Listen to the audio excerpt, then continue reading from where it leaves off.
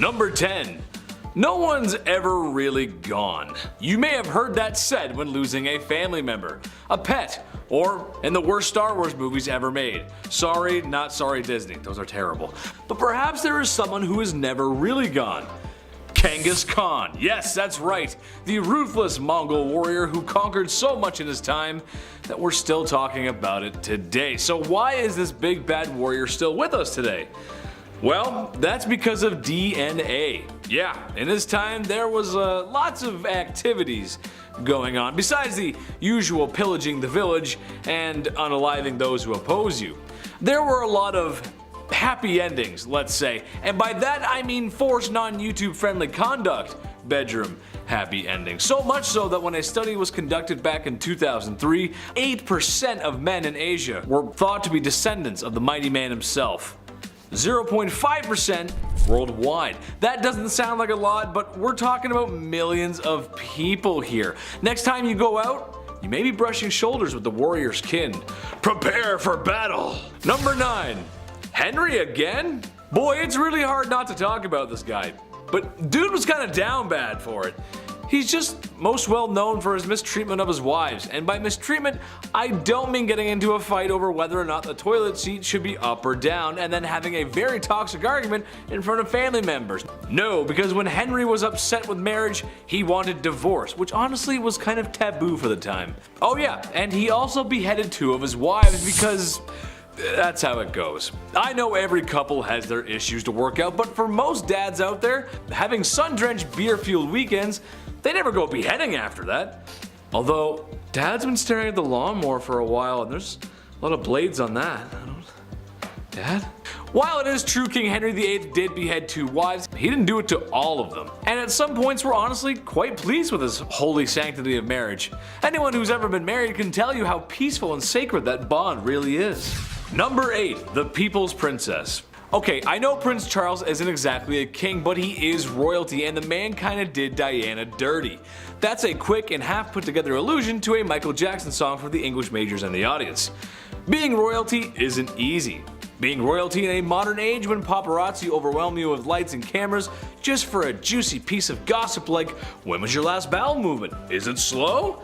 Extra extra, read all about it, the princess is constipated. That's just not fun. So after Prince Charles and Princess Diana had been married for a few years, you can understand how excited the media was to find out about their marital disputes. "There was 3 of us in this marriage, so it was a bit crowded," was a quote by Princess Diana that gave the media a field day. Sadly, Prince Charles was having an affair, and it wouldn't be too much longer that Diana would perish in a car accident that may or may not be organized by the royal family themselves. Number 7. Midlife crisis. This one's kinda generalized because if I didn't, I'd have to mention almost every king ever. So here we go. Back in ye olde times, the access to better healthcare just wasn't there. Doctors aren't washing hands. Imagine, Buddy eats some greasy mutton and then says, "Alright, time for your enema." But those aren't the only greasy hands around certain orifices I'm talking about. I'm talking about kings marrying older girls at the ripe age of 12. Yep, that's right. Nothing says experience and womanhood like being 12. People didn't live long, and oftentimes these arranged marriages had ulterior motives, like alliances or business really. However, that does not make up for marrying a 12-year-old who may or may not have started those super weird changing times, like when you were 12 and now there's hair showing up in places that you didn't know there could be hair. I sent a courier to the chief and he came back with this message: "It ain't it." Number 6. Till death do us part. Love and marriage go together like a horse and carriage, but sometimes the crooning words of Frank Sinatra aren't enough to keep people in love. Sometimes marriages end up like the ones we see on sitcoms, but when there's no laugh track, it's not very funny, and sometimes divorce is the answer. Medieval Germans thought this too, and something they practiced was divorce by combat. Basically, the man goes into a hole with his arm tied behind his back and the woman is free to move around with a sack of rocks. These proceedings are strange, as I'm sure no husband or wife married today would ever get so frustrated with one another that they would want to hit one another on the head with rocks. Oh, the blessings of being married. When you marry that many women, however, it's actually easy to see where his heart laid. Years before his death, Henry made plans to build a monumental tomb for himself, but also Jane Seymour. She truly was his favorite queen, the one woman he definitely loved, and the mother of his only surviving male heir. Henry went as far as to confiscate a black marble sarcophagus that was originally intended for the powerful churchman Cardinal Wolsey to be used at the center of their tomb. The monumental tomb was in the works for most of his time on the throne, but during the tumultuous years after his death in 1547, it was never completed. So Henry and Jane were left to rest in peace in what was going to be temporary lodgings in Windsor Castle until said monument was all wrapped up. But it never did, and the kingdom was so bankrupt that it didn't really ever come around. So completing it seemed a little impractical. It had been a long time, and Henry's intended tomb is now actually home to another famous figure. 2.5 centuries later, the sarcophagus became part of an ornate national monument, the final resting place of Horatio Nelson, the great British naval hero of the Napoleonic Wars. Anyways,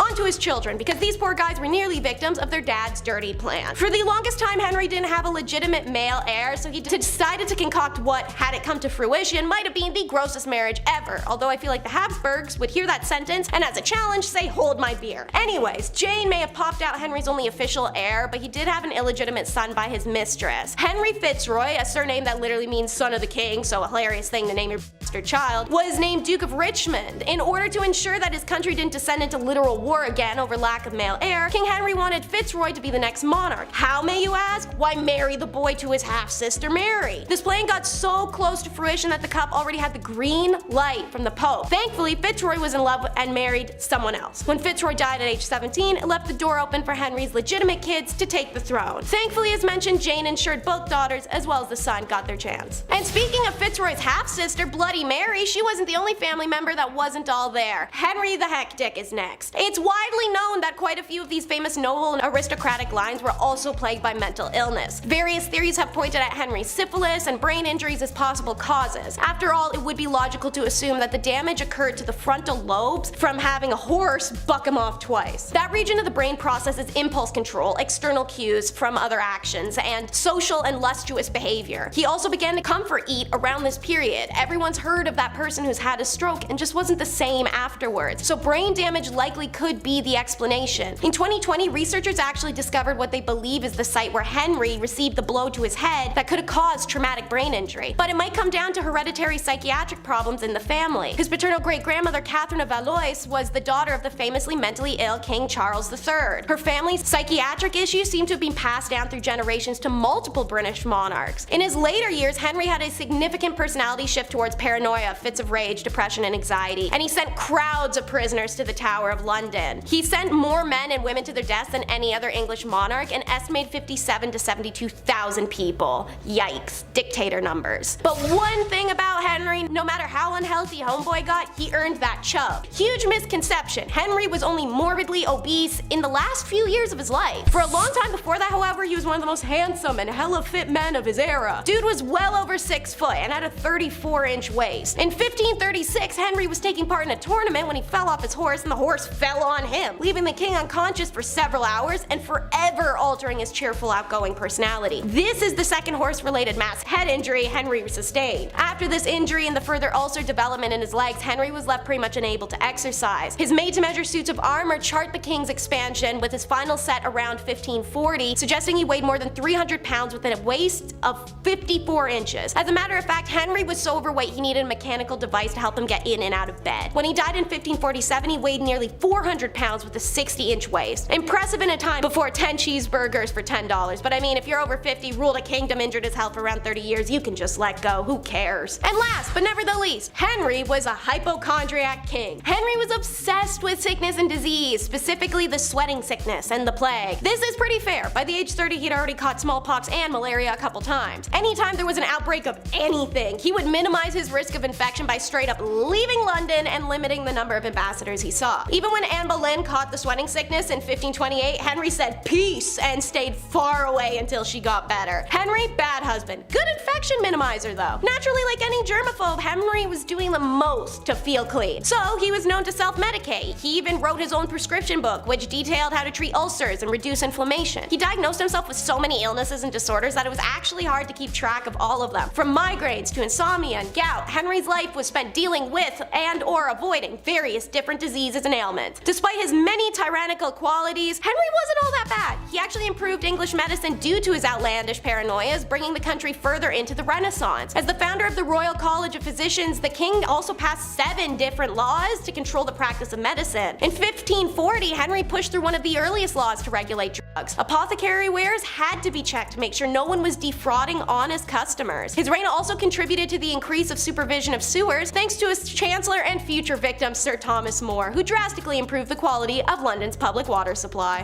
Fatal herbs. Ying Zig was born in China in 259 BC, declared himself King Shi Huang, or the first emperor of the Qi dynasty, at age 38. He reportedly proclaimed that his dynasty would last 10,000 generations and wanted to be around long enough to see that prediction come true. Pretty difficult for the average human, especially in 259 BC, to live that long, so in order to make it happen, he needed to be immortal. According to the news agency Xinhua, 2017 analysis of 2,000-year-old texts dating to the emperor's rule shows his obsessive quest for an elixir that would bring him eternal life. A researcher discovered texts pertaining to an executive order issued by Qin Shi Huang demanding his subjects search for something that can keep him alive forever. He believed in an old myth that there were 3 spirit mountains in the sea inhabited by mortals. He used his soldiers to look for herbs and such that would grant him immortality and then drink them as elixirs. Unfortunately, Shi Huang did not find the correct elixir and passed away 11 years later at 49.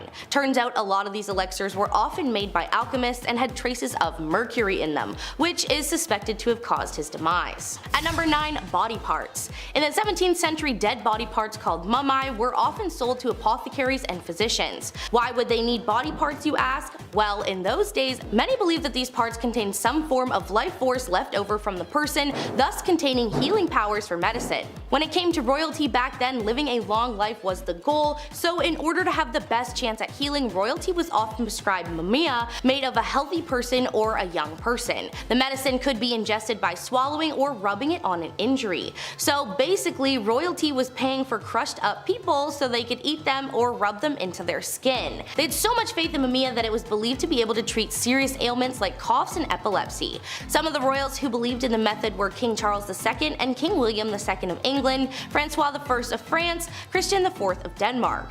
The medicine was in such high demand back then that some even took to digging up Egyptian graves and tomb robbing them for valuable bodies. The practice luckily died out in the 18th century. At number 8, lavish horse stable. Gaius Caesar Augustus Germasius, better known by his nickname Caligula, was the 3rd Roman emperor ruling from 37 to 41 AD. Caligula was described as an insane emperor who was self-absorbed and short-tempered, taking lives on a whim and indulging in too much spending and engaging in affairs. Apparently, he was accused of sleeping with other men's wives and then bragging about it and taking lives just for the fun of it. One thing Caligula did love was his horse Incitatus, who he would feed regular treats to and even paid for a stable to be made out of marble. Soldiers were even ordered to hush the neighborhood if the horse was asleep. Caligula also deliberately wasted money constructing a 2-mile floating bridge so that he and his horse could gallop along it. There was already a financial crisis going on, so the bridge money led to citizens starving. Probably the craziest idea he had was that he planned to appoint his horse to the high office of consul, but luckily for his people he was assassinated before he was able to do so. At number 7, dental tools. Peter the Great was the Tsar of Russia from 1682 until his passing in 1725. The ruler had his hobbies to pass his time, but one of the weirdest ones was amateur dentistry. Peter was fascinated by the practice, and by amateur I'm talking he actually had no idea what he was doing at all. Peter collected dental tools as well as people's teeth and a number of other peculiar items, including pickled lizards. Peter's private collection was known as his Chamber of Curiosities, and he would apparently collect the teeth from people that caught his attention. In fact, Peter loved pulling people's teeth so much that he would even remove his target's healthy teeth in the middle of his passion. I'm not sure what the tools or the process was like for pulling teeth back then, but I'd have to imagine you did not want to be chosen to be his next victim. His collection of teeth is still around along with the rest of his weird collection, but I think this is one that I don't need to see. At number 6, explicit collection. King Farouk was the 10th ruler of Egypt, lasting on the throne from April 1936 until July 1952. As king, he was known for his extravagant playboy lifestyle, and while initially popular, his reputation went down throne due to the corruption and incompetence of his government. He was deposed in 1952 and spent the remainder of his days exiled to Italy. In his hurry to get out of there and avoid the Mussolini treatment, the king left behind a majority of his prized possessions. Farouk was a kleptomaniac, and one of his hobbies was picking people's pockets. Along with his collection of stolen goods, the former king also had an extensive collection of explicit materials. The collection was so extensive that when the new government took over, they auctioned off his belongings, and was decided that he had accumulated the world's biggest collection of explicit images. People also discovered expensive suits, rare stamps and coins, luxury cars, but his collection of adult content had to be the most jarring to the people going through his things. It's hard to place a number on just how much material he had, but apparently Farouk's collection was too big to fit under a mattress. That being said, reportedly there was a photo album found under his pillow. Number 5. Menkaure. Menkaure, a pharaoh who ruled in the 26th century BC, definitely had his doubts. When an oracle came to him and told him that he only had 6 years left to live, he was terrified, and he did everything he could to avoid it. And he decided he could fool the gods as long as the night never came. Menkaure figured if a new day never began, and time could not pass, and so he could not die. Right. So every night he lit up as many lamps as he could and convinced himself it was still daytime for the rest of his life. Menkaure would not sleep. He spent every night drinking and celebrating under artificial light, terrified of the moment when his light finally went out. But of course he did not die. Not sure if it was due to his age or the fact that it is not medically recommended to succumb to insomnia, as one would increase a risk of hypertension, diabetes, obesity, depression, heart attacks, and a stroke. He died at the age of 32 and ruled for roughly 18 to 22 years. Number 4. Thutmose I. Although history does call him a great leader, as he was able to expand Egypt's empire in Nubia, which today is known as Sudan, as well as his advances in Syria, with his advancements like that also equals to a fair share of violence and catastrophes that affect the very people he plundered and pillaged. Known for his cruelty, which was on full HD display, he found a Nubian king and took off his head with his hands, and then sailed home with his body hanging on the ship's prow. He wanted to intimidate his rivals and potentially rebels from messing with him ever again. However, this stunt caused more problems as it led to multiple battles and wars. During the rules of monarchs, cults were formed to worship them, and Thutmose I's cult lasted for centuries after his death, which is an unusual occurrence, and this statue of monarch is at the heart of a tableau representing offerings and ceremonies in his honor. Number 3. Akhenaten. Egyptians had many gods, but for Akhenaten, he said, we're going to have one god, and it is the one I can only worship. Aten, the god of sun, is meant to major upheaval on how Egypt was run, and took a lot of work to do it. So much in fact that he literally worked his people to death. He built a whole new city in honor of this god, moved 20,000 people there, and had them built it no matter how badly their bodies ached. These people had to push through everything. Based on the bones in the town cemetery, more than 2/3 of his workers broke a bone while they were working, and a good 1/3 of them broke their spines. The people were barely fed, and almost every person in the town was malnourished, and they were not allowed to do anything about it. If they broke rank and tried to snatch a little something extra, they were sentenced to be repeatedly poked with a sharp object. And that was all for nothing. As soon as Akhenaten died, everything he did was destroyed, and his very name was erased from Egyptian history. Number 2. Ramses II. Ramses lived so long that people started getting seriously worried that he might not never die. In a time when most kings got assassinated within their first few years, Ramses II lived up to 91 years old. He enjoyed his time alive too. Right up to the very end, he built more statues and monuments than anyone ever, and he slept with more women than anyone ever too. By the time he died, Ramses II had at least 100 children with at least 9 wives, and it took a lot of sleeping with women to get there, but he made sure he put those hours in. When he invaded Kedah, he refused to sign a peace treaty unless they handed over their eldest daughter, and he did not shy away from his daughters either. He married at least 3 of his own kids, including his firstborn. Number 1. The Ptolemy Pharaohs. Finally, at number 1, we have the Ptolemy Pharaohs. This family of mad kings are definitely on this list. Starting with Ptolemy IV, he eliminated his mother, who got rid of his dad for having an affair with her mom, which is his grandma, and then Ptolemy IV married his sister and then got rid of her after her brother's death. Are you with me so far? Because there's more. Ptolemy VI fought his brother Ptolemy V for the throne and married his sister Cleopatra II, and then Ptolemy VII was killed by his uncle, where Ptolemy VIII married Cleopatra II, but then he had an affair with her daughter Cleopatra III. Then she killed her sister Cleopatra IV and was later got by her widowed brother-in-law. I'm gonna go fast forward a bit because there's a lot of back and forth with the different Ptolemies and Cleopatras until we get to the one that we know. Cleopatra VII. As we know in history, that Cleopatra was the last ruler of Egypt. Basically, her father, Ptolemy XII, decapitated her sister because she hated him, and eventually Cleopatra VII had to marry her brother, got rid of him, married the other brother, and then also got rid of him, and then her sister dragged her through the streets of Rome as a prisoner because of Julius Caesar, and had her sister sacrificed at a temple because of her other lover, Mark Antony. These are terrible people and are definitely insane. Some were not too mad, some were just ambitious leaders with great desires to rule, and others were just insane. After all, we could only gather so much from what we know from history, especially from these times. Number 10. The Young Tsar. Being the leader of a nation is hard. I play a lot of city builders, trust me, I know. Being the leader of a nation whose people have been brutally oppressed by your family's dynasty for 300 years and in general living in very poor conditions, especially compared to the rest of the world, that's hard too. Even harder. Nicholas II inherited the throne from his father, which sounds great, but in reality was a lot of pressure to do so. As it turns out, Russia was in need of drastic change, and they would get it from the people and a bald man with very pointy facial hair. A communist revolution saw the Empire of Russia fall. 300 years of Romanov rule end overnight, as the Tsar was forced to abdicate his throne. So what's his crime? Well, not doing anything. Negligence. He did so much nothing that people had to do something. Number 9. Nero's steam. We've talked about Emperor Nero quite a lot on this channel, but that's because he's the down bad Roman emperor who puts opulence in Pax Romana. It's hard to pinpoint an exact crime or moment from him, as he's the guy you think about when you think of Roman emperors. However, his crimes against his wife Claudia Octavia are very notable.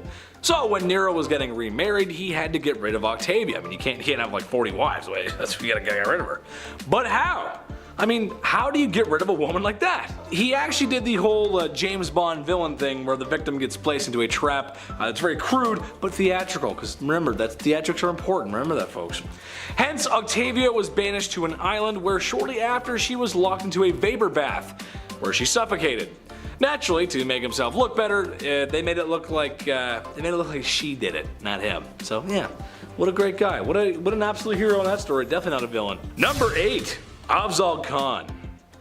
Everyone remembers King Henry VIII for doing what he did to his wives. A naughty, slap on the wrist, naughty, don't do that, for shame. However, I would like to offer Afzal Khan as the alternative monster here. He didn't unalive a handful of wives like Henry, no. He actually managed to rack up a count of 63. Yep, you heard me right, 63. First off, I don't know how you have that many wives and or remember names, let alone birthdays and anniversaries. I would not do very well in that situation. Well, what's the reason for all this blood spilling? It's pretty horrible, actually. Simply because he was being invaded, and the guy who was invading him and winning was slightly nicer to women and was going to most likely give them a better life. Jeez, talk about if I can't have it, no one can. God. Number 7. Caligula's wife. I think in a healthy relationship, you ought to put your partner on a pedestal. Maybe your partner is drop dead gorgeous, a promising athlete, or really enjoys building Legos. Nice TIE fighter, babe, way to go. Yeah. Emperor Caligula of Rome liked to put his wife on a pedestal, literally. And while on this pedestal, she was wearing nothing but her birthday suit. Oh boy. Well, all of his friends, politicians, generals got to gawk and stare at her, and in some weird goth power flex, he would oftentimes hold a knife to her and tell her that he could just end her life whenever he wanted because he can do that. Not to mention the guy had a complete narcissist complex, building statues of himself everywhere just so she can like, oh great, there he is again, it's him again. Number 6, Genghis Khan. I bring the man up again because he's responsible for so much loss, so much blood spill, so much pain. Sure, they were effective warriors and archers, but they were brutal, dude, especially him. They took what they wanted when they wanted, and it's said that he was responsible for so many lives lost that it affected the carbon footprint of the planet. Dude, that's insane. That is literally insane. Also to note his treatment of rather mistreatment of women. YouTube won't let me say much, but I can tell you that these ladies were not inviting him into their bedrooms. It wasn't good. As it stands today, because of his bedroom misconduct, his DNA still lives on. 5% of men worldwide share his DNA. At number 5, the horse and his boy. On the less violent end of the spectrum, Jahangir was actually a big fan of the arts, science, and worldly things. Unlike his father, who couldn't read and write, an interesting skill for a ruler not to have, Jahangir was all about it. He really wasn't interested in military, which was a task he left to his son. But he did inherit his father's wealth, and considering he wasn't working in the military, he had time to indulge his curiosity. In his memoirs, there are are fantastic paintings of exotic animals. There's a painting of a zebra that has a very funny story behind it. The zebra was being taken as a gift to the Safavid Shah, and it was traveling through the port of the empire. Jahangir heard about it and had it brought to court first, and didn't believe that it was real. He thought that it was a painted horse, so he had people try and wash them off. Only when the paint didn't come off did he realize his mistake and ordered that the wondrous creature be painted. At number 4, Shah Jahan and the Taj Mahal. Okay, so this one isn't messed up for violence or anything, but it is the ultimate love story and we just can't leave it off this list. There is one part that is messed up to me because man, I don't even know, but we will get to that. If you've ever been to India, then one of the stops you made on your trips was probably to the Taj Mahal, a breathtaking mausoleum built by the Mughal Emperor Shah Jahan to commemorate the love of his life. Considering how big and intricate it is, you know that their love was bigger than any storybook. An Indian poet called the Taj Mahal a teardrop on the cheek of time, a testament to grief and power. Mumtaz Mahal was Shah Jahan's favorite wife, forsaking all of his other wives just to be with her. They went everywhere together, even on military missions. This is where, from my perspective, where things get crazy. This woman delivered 14 children for her husband. 14. Sadly, whilst giving birth to the last, she passed away, inspiring her king to build this massive structure. Both Shah Jahan and his love are buried beneath it. At number 3, brothers at odds. Shah Jahan's rule was considered the golden rule of the Mughal Empire, so how do you top that? Aurangzeb did not even bother trying, and he kinda sucked. He was Shah Jahan's third son, and he was a very military-minded man, showing tactical and strategic military skill and unrivaled determination. Whereas his brother was a man of letters, and no, not the kind from Supernatural. Aurangzeb wanted power, and so in order to secure his rule, he confined his ailing father to his own palace, caused the death of one of his brothers, and had 2 more of his brothers, a son and a nephew, executed. He was literally committing fratricide left, right, and center. But it didn't matter to him because he gained control. His desire to prematurely end the lives of those who stood in his way was described as, quote, a wolf thirsting for the blood of his brothers, end quote. You would think that this motivation to gain power and rule on his own terms would mean that he had big plans for the empire, which in a way is true, but those plans and changes led to a lot of oppression, but we will get to that in a bit. At number 2, staked. Before we get into the oppression that Aurangzeb caused to his empire, let's talk about Emperor Farrukh Siyar. Farrukh Siyar was emperor of the Mughal Empire from 1713 to 1719. He was described as an incapable ruler who gave his power to all of his advisors. His rule caused many conspiracies and plots to arise within the court. He caused a lot of people a lot of pain for his plight for power. With the help of his allies, he gave many of his enemies the gift of the big sleep, but by far the most ruthless thing he did was kill Jahandar Shah and Zulfikar Khan Nusrat Jung. What made their deaths so brutal was the fact that when they went the emperor hung their heads on poles, and just to add insult to injury, he made their parents walk at their funeral. Luckily for the people of the Mughal Empire, Farrukh Siyar was killed by unknown assailants at the instructions of his close relatives, putting an end to his awful reign. And finally, at number 1, the Great Oppressor. Aurangzeb's rule sort of had 2 chapters to it. At first, Aurangzeb was a capable ruler of a mixed Muslim-Hindu empire who was feared yet respected for his vigor and skill, but around 1680, Aurangzeb's rule changed drastically in both policy and attitude. His once unified people of both Muslims and Hindus broke apart, and people of Hindu faith became subordinates, not colleagues. On top of that, Aurangzeb added some more oppression to the mix and not only destroyed Hindu temples, but he also reimposed the jizya tax on non-Muslims, after the tax was initially banned by Emperor Akbar. For the first 20 years of Aurangzeb's rule, he did not impose a tax, but all of a sudden he started demanding these payments, and historians believe that Hindu uprisings are what caused the emperor to act harshly towards the non-Muslim population. This discrimination caused a revolt to unfold that Aurangzeb's third son supported. Aurangzeb spent his last 50 years taking his aggressions out on the Hindus in the empire, and it's for this reason that he is remembered by many as a tyrant. Starting with his entrusted and encrusted crap man.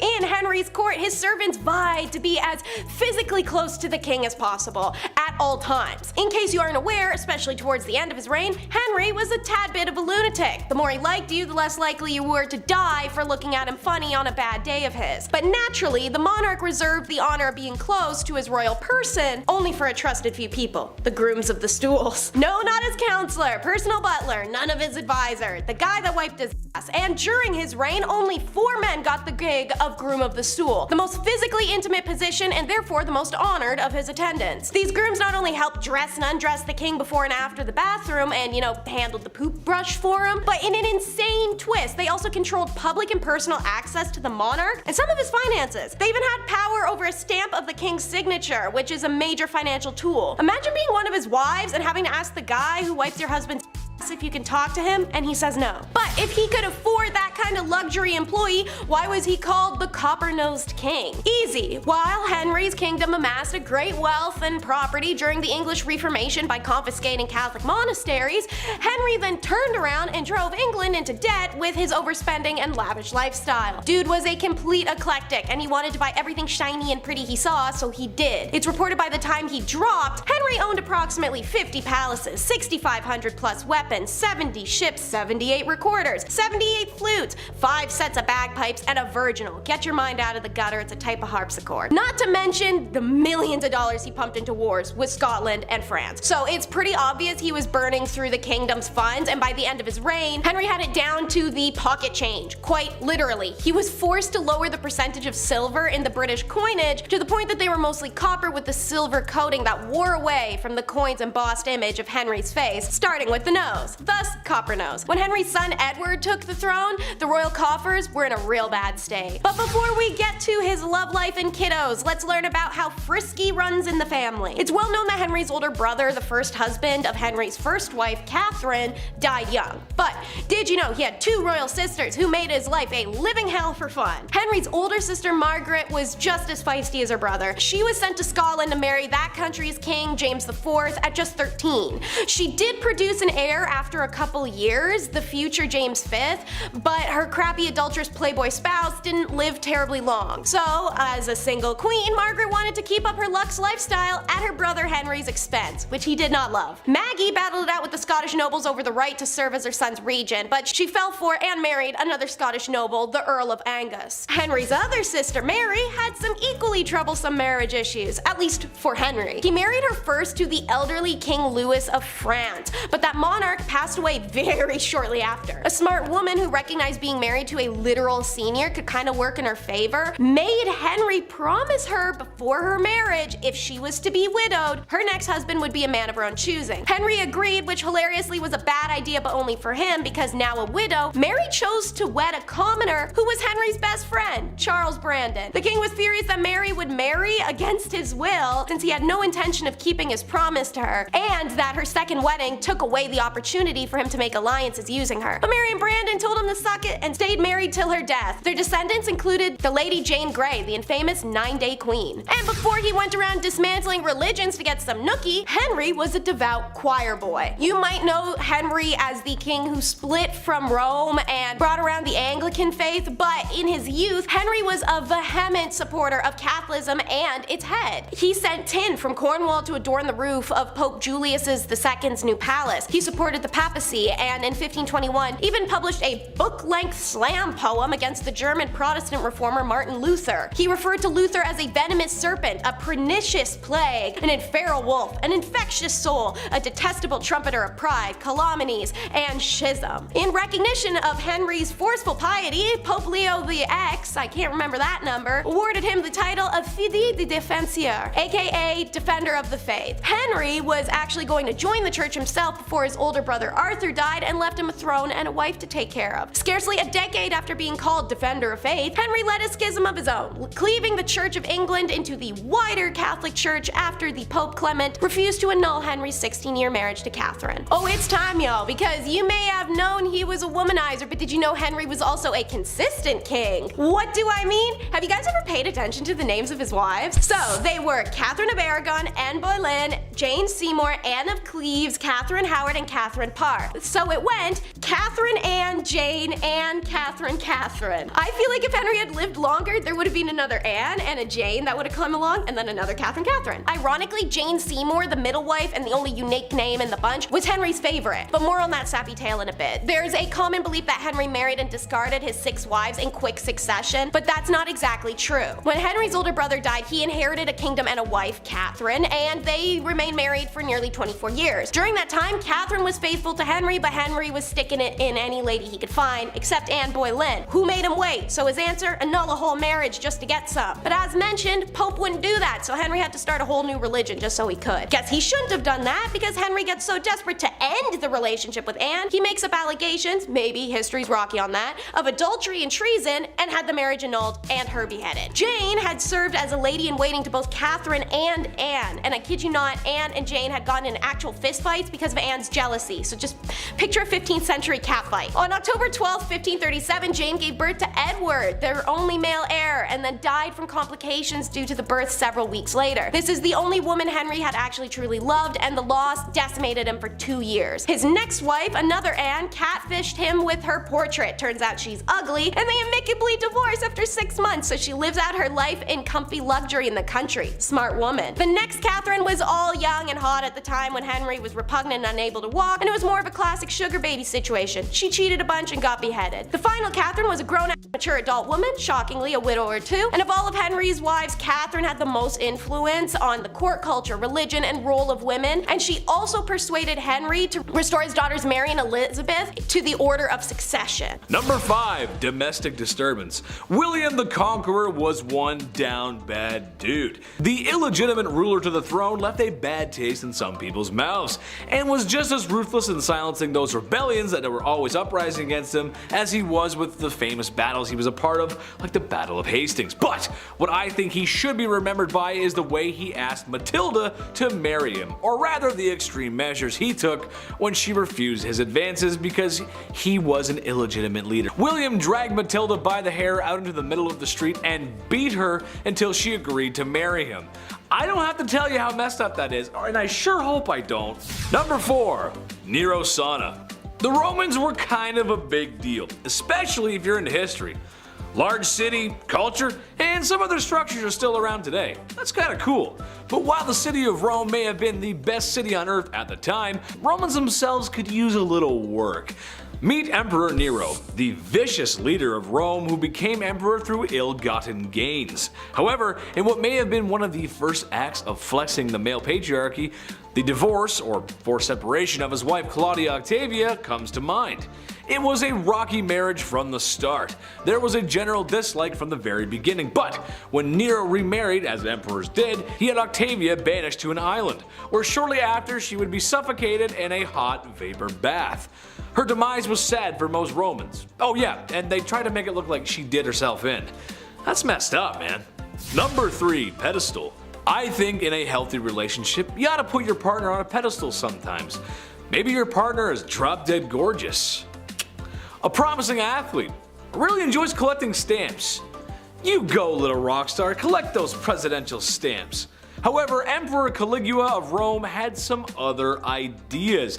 He would literally put his wife, who he claimed to love, up on a pedestal stark naked and let his friends in the military gawk and glare at her. He would also say to her that he could end her life whenever he wanted and put a knife against her for no reason. Weird flex, but okay. This guy was awful to everyone as he tormented and unalived so many people. Well, you sure wouldn't want to see his face everywhere, as he liked to do just that. Built statues of himself everywhere because after losing your family to his tyranny and looking at his wife, you need to know who's responsible for all this. That's messed up. Number 2. Duzong Duzong Duzong. That wouldn't really be a great fraternity name, would it? Well, the Emperor of Duzong of China would think differently, as when he was in charge, that's pretty much what the royal court looked like. Enough drinking to keep AA in meetings for 100 years, and enough ladies of the evening to... Well, I don't have a joke for this one, but there were a lot of them, trust me. Having massive parties like that and enjoying the company of other women is not how you respect your wife. To make matters worse, it seemed that too much partying may have been a bad thing, who would have thought? As what he made up for in a fun weekend he lacked in governing, as the Mongols were at his front door, or gate rather. Eventually his empire would burn to the ground. All thanks to alcohol, and many women who laid down for their lives, literally. Number 1, side piece. Look, I enjoy the company of a woman just as much as the next king sits on his throne. But in my opinion, once you find a wife, it's time to settle down, relax. No more crazy parties like Duzong. This is another generalization, but every king did this. Every king in the past has had mistresses, as if that is a totally okay thing to do to your wife and oftentimes the queen of your kingdom. I'm a reasonable guy, so maybe I can see having your side piece waiting in the wings to be stage center, but it's never one, is it? It's always multiple. Ladies of the past, all I can say is make sure you give birth to a boy and watch your back. They're coming for you. Number 10, Pepe II. When you were 6 years old, I'm pretty sure the only responsibility you had was to tell your mom if you wet the bed by accident, or making sure you clean up after yourself, and of course just being a kid. But for Pepe II, this was a tiny child ruling a massive kingdom. His priorities was to rule Egypt and be the young king he was literally born to be. I mean, hey, at least this 6-year-old has a job, so what's your excuse? Now keep in mind, this was a 6-year-old and he was obviously at one point going to be extremely spoiled, and of course court members would travel everywhere to impress him with gifts. So one of his court members got him a dancing pygmy from Africa, knowing very well his new young pharaoh was going to freak the heck out seeing him. Pepe was so obsessed and extremely attached to the dancer that he told the man who found the pygmy that he was under strict rules to make sure nothing happens to him. In life, or in death, he better take care of his personal dancer, and when Pepe got older, his demands started getting more like Cusco from the Emperor's New Groove, plus a little bit more inhumane, where he had his slaves stripped naked and covered in honey. He did this because he wanted his slaves to follow him around just to keep the flies away. Either way, he was far the longest ruling Egyptian monarch at 94 years old, and Pepe's rule ended up in economy disarray due to virtually no oversight.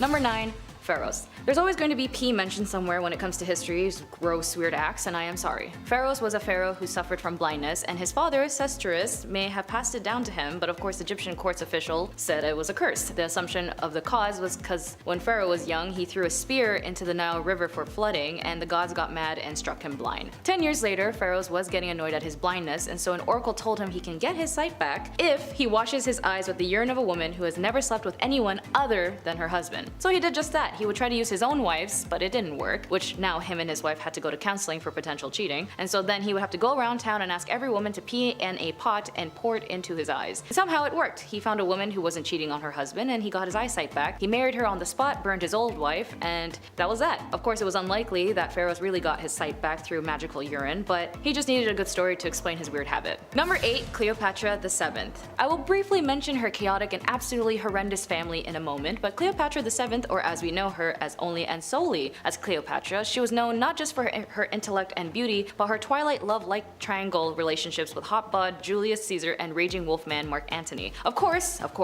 there is some debate if whether or not she was a mad king. After all, she was brilliant in using her tactics to ensnare and bewitch the minds and bodies of powerful men in order to ensure the security of her kingdom, but unfortunately her ego did get in the way and lost the battle with Mark Antony, and Egypt then became a province of the Roman Empire, bringing in an end to her reign. But the way she would try to manipulate these leaders would be one for the books. Kris Jenner works hard, but Cleopatra works harder. At one point she needed to seduce Julius Caesar, but she was not allowed at any point to get physical with him, let alone alone with him. So she would strip naked and rolled herself into some bed sheets or rugs and told his servants to DoorDash deliver her to his door. And when they said, "Hey Julius, we got a package for you," they rolled her out of those sheets and she rolled into his. And they gave that delivery a full 5 stars, tip included. But of course, the main reason why she's even on this list is because she assassinated her siblings, including the 2 she was married to, careless about the money like spending $10 to $20 million on a single meal, and of course brainwashing her citizens, believing that she was their goddess and allowing the downfall of Egypt through failed military tactics. Number 7, Xerxes I. He is often portrayed as a tyrant, and it is likely that as a Persian king, his disregard for local traditions did not endear him to the Egyptians. Xerxes I was very much a pharaoh in absentia, where his failed attempts to invade Greece ensured that his portrayal by Greek historians was also seen in a Hollywood extension of the film 300 was not kind. He had a reputation for harsh punishments, womanizing, and draining the Persian Empire's coffers. He built immense palaces and other projects at Persepolis and left his mark on the history of both Europe and Asia.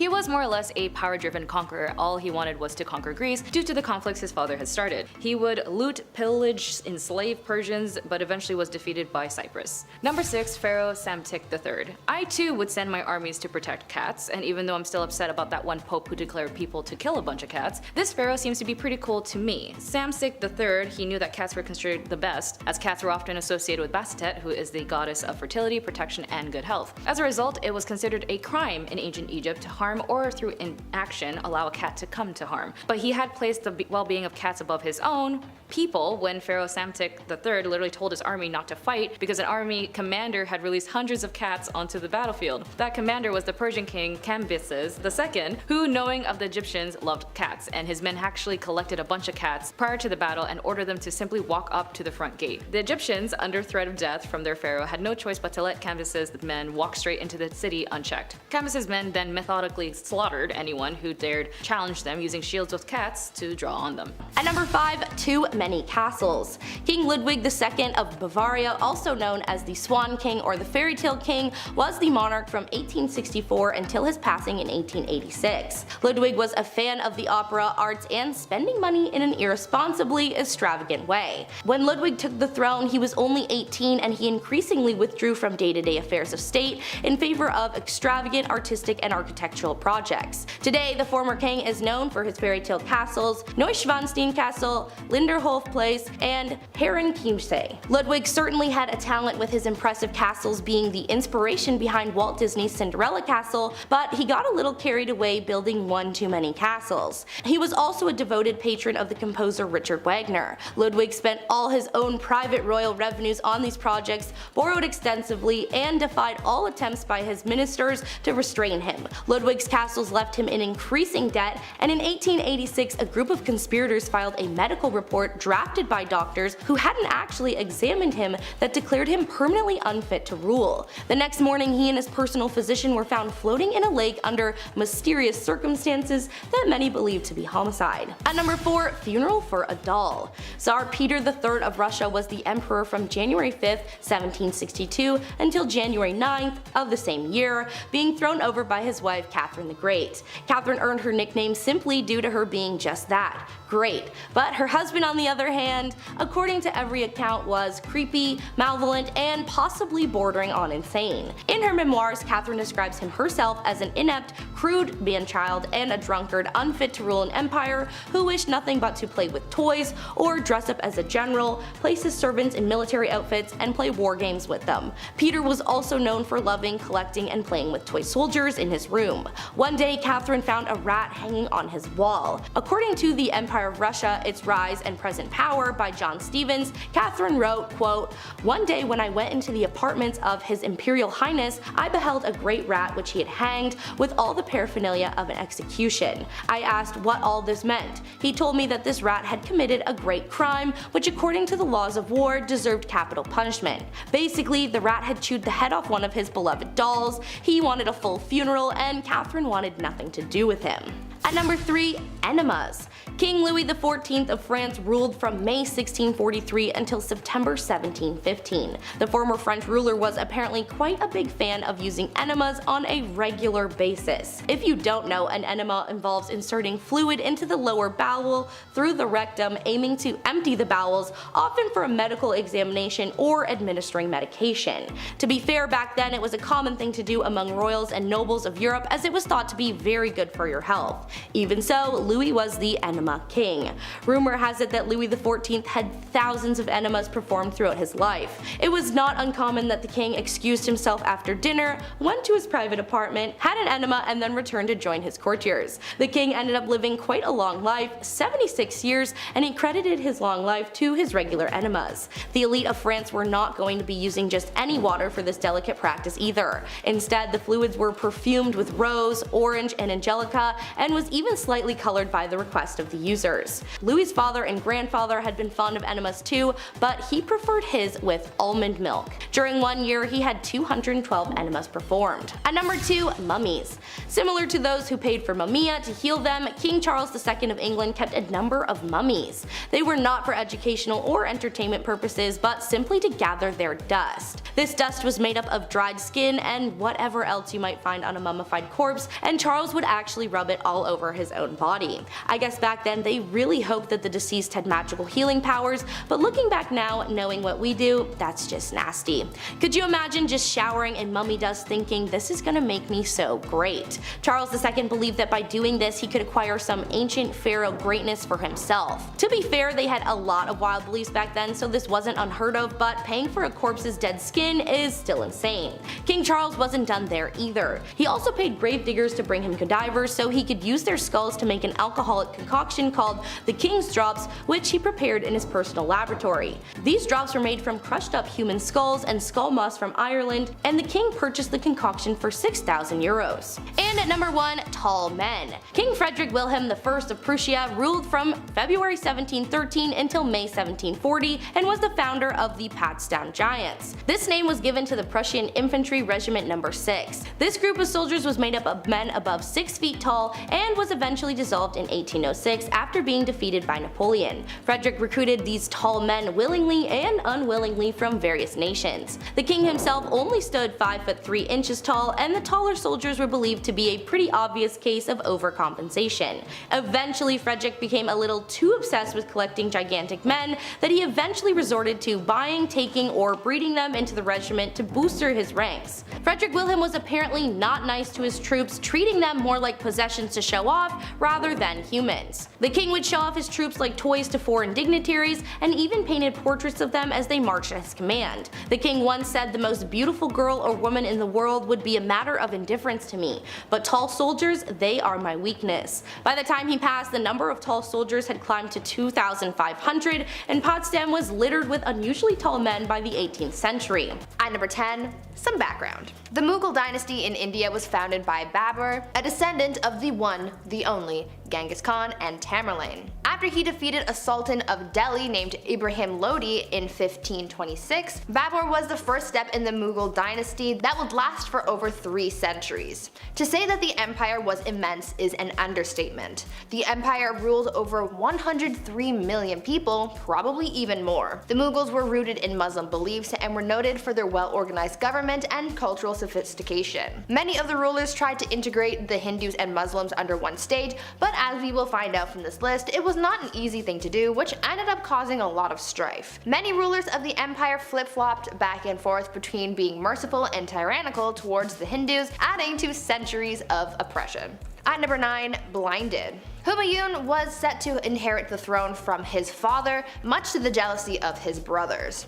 He was 23 when he ascended the throne in 1530 after the death of his father. His brothers reigned over different fiefs, but none of them were satisfied unless they had the crown. He also wasn't the best ruler. Humayun was sent into exile for 15 years after he was overthrown by one of his father's generals, Sher Shah. Humayun fled and eventually ended up in Persia, where he built back up an army through his partnership with the Shah. Slowly he took back his land, facing his own brothers who were constantly scheming against him. But Babur, his father, made him promise that he would never lay a hand on his brothers.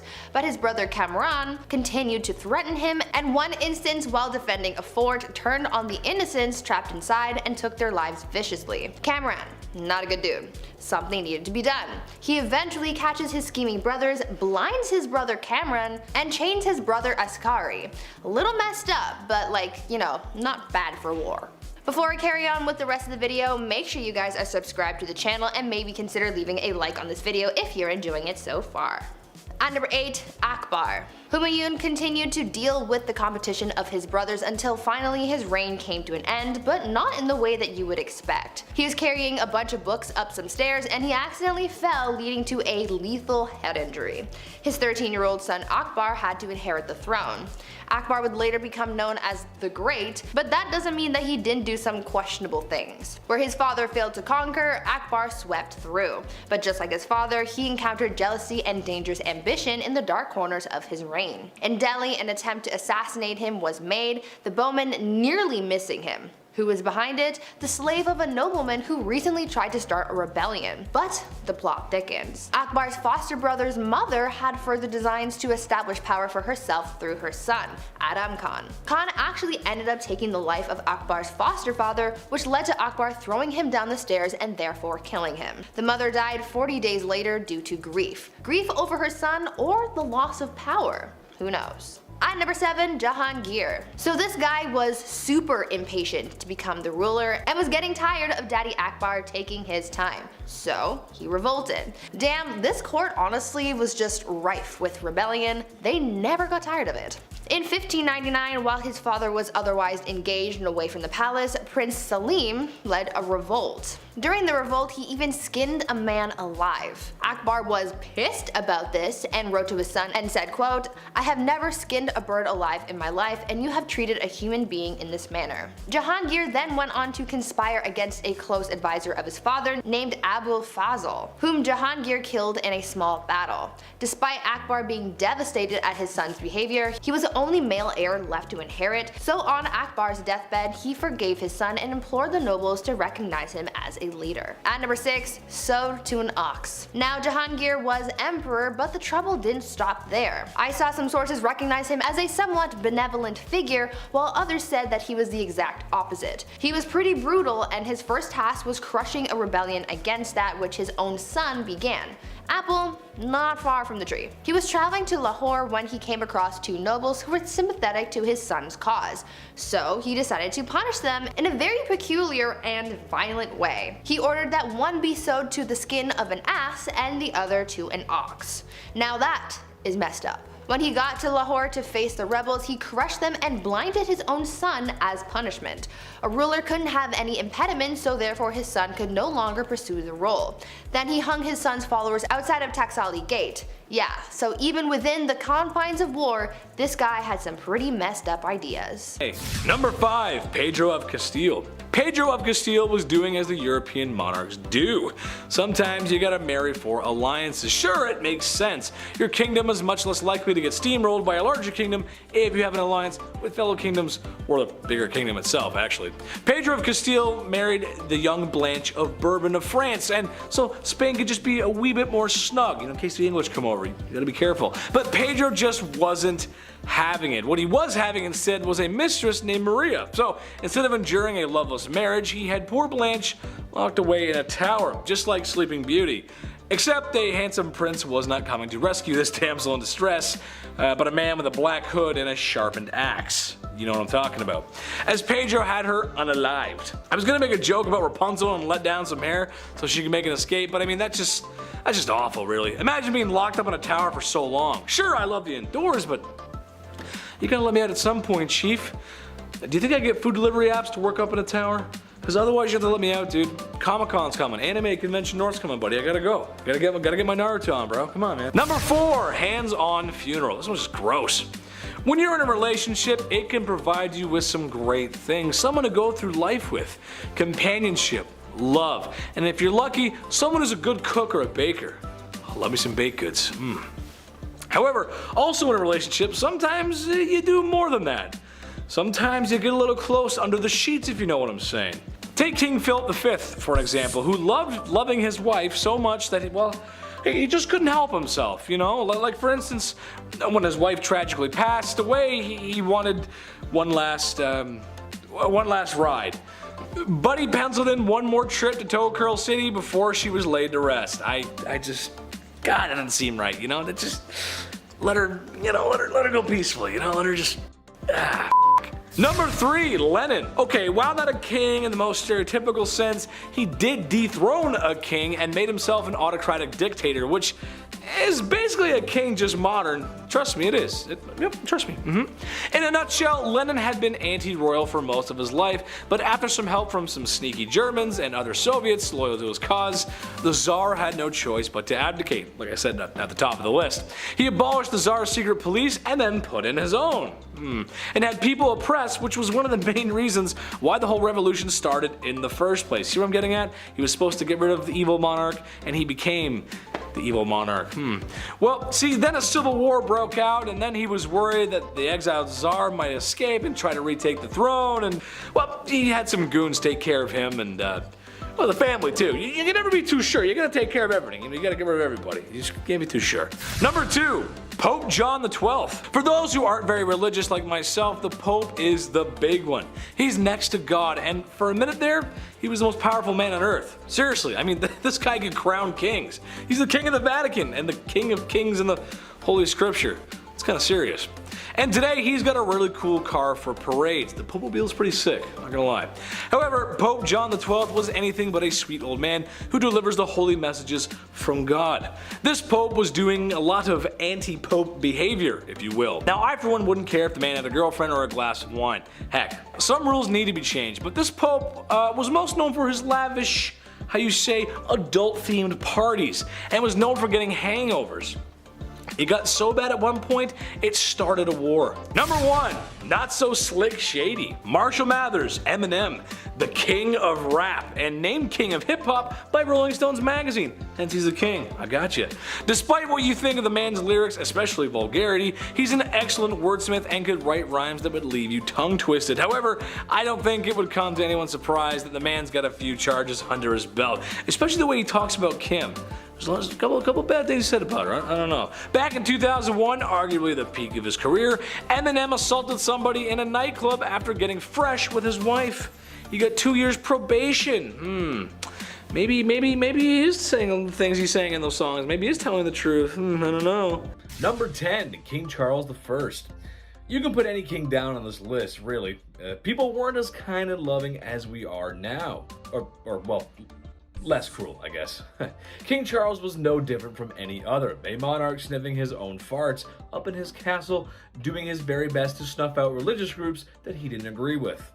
A lot of guys were like that. It's brutal, but that's history, folks. Well, one such measure he took, I think, was so wrong, so heinous, and so criminal, and so offensive that he should have been locked up for life. During the 1600s, this man, in an effort to curb religious views, outlawed Christmas. Yeah, that's right. Outlawed Christmas. That means no gifts, no tree, no Santa Claus, no turkey, no stuffing, no nothing.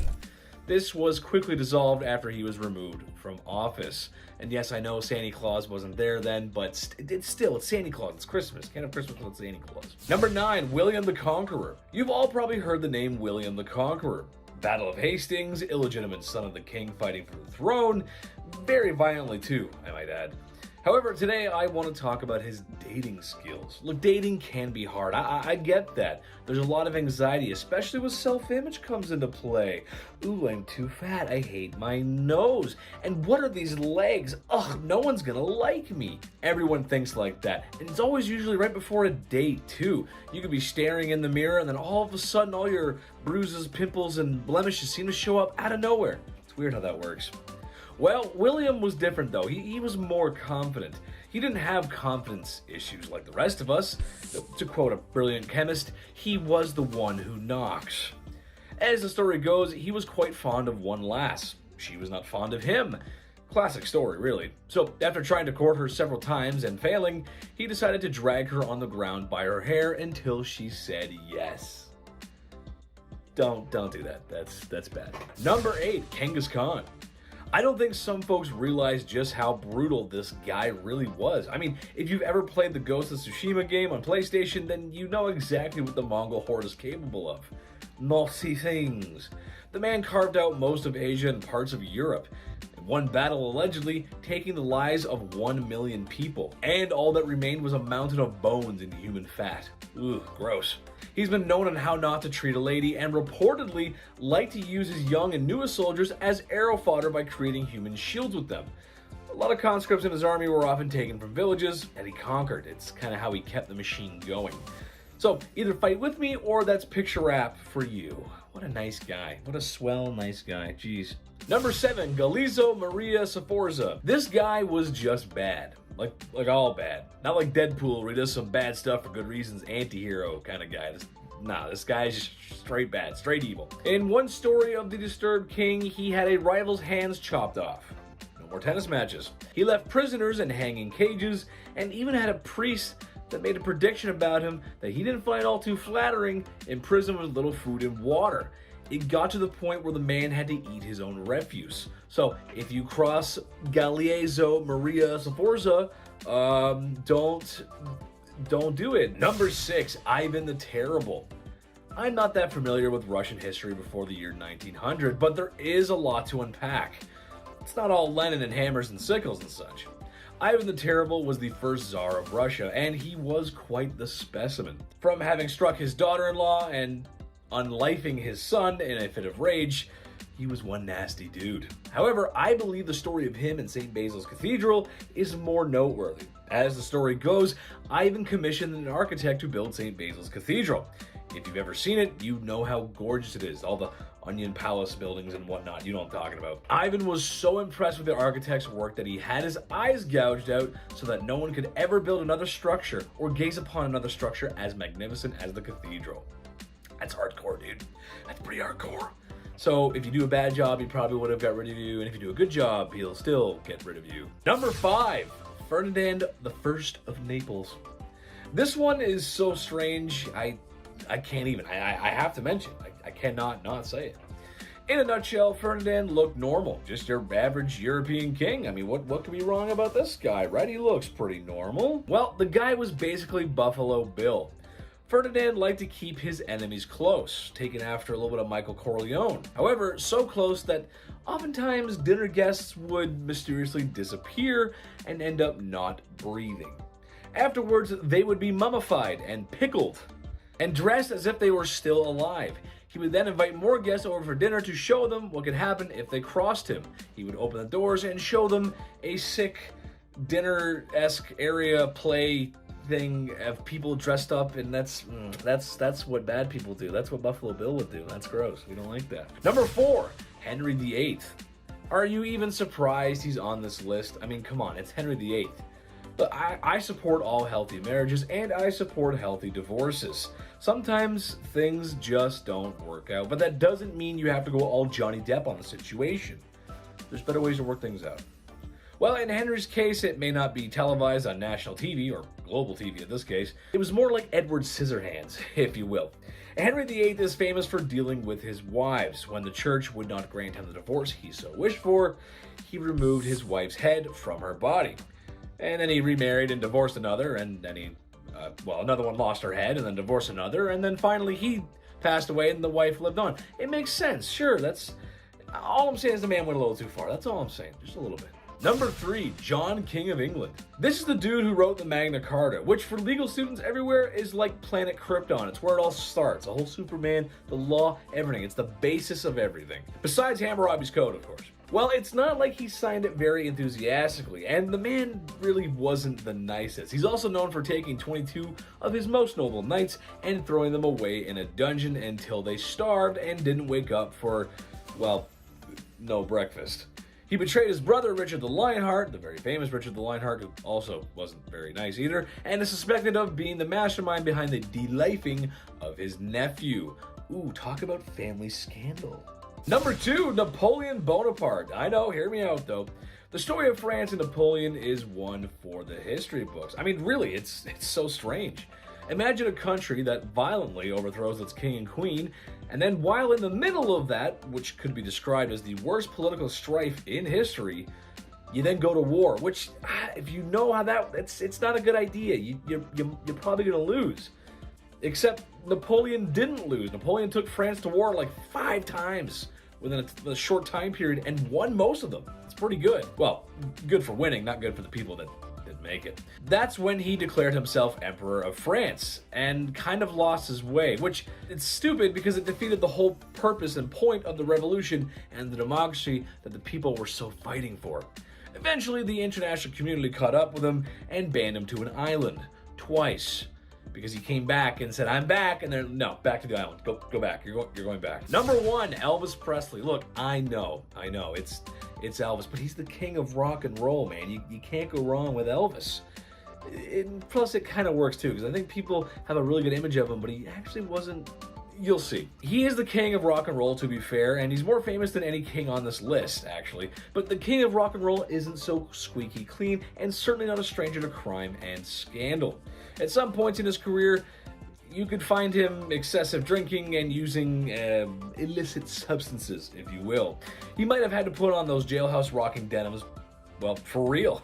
Back in 1956, at the peak of his fame, really, Elvis got into a physical altercation with two gas station attendants after fans began to crowd him. It was a messy situation, and he was actually up on charges of battery and disorderly conduct. Not a good look for the king, baby. The king's gotta stay clean. Kings, emperors, and prime ministers, these men in power wreaked havoc, took lives, and just did some downright strange things. Let's waste no time, bumblebees, and dive right into the top 10 scandalous kings who betrayed the throne. Starting off this list at our number 10 spot, we have Ivan IV, more commonly known as Ivan the Terrible. He was the son of Vasily III, who was the Rurikid ruler of the Grand Duchy of Moscow. After his father's death, however, at just 3 years old, Ivan was named the Grand Prince, and by the time he was 16, he was declared as the Tsar or Emperor of Russia, officially establishing the Tsardom of Russia. Ivan and his reign are certainly known for the transformation of Russia from a medieval state to an empire, but not without a huge cost to the people of Russia, as well as a hit to the long-term economy. Ivan has been described as being intelligent and devout, but also prone to paranoia, rage, and episodic outbreaks of mental instability that only increased the older he got.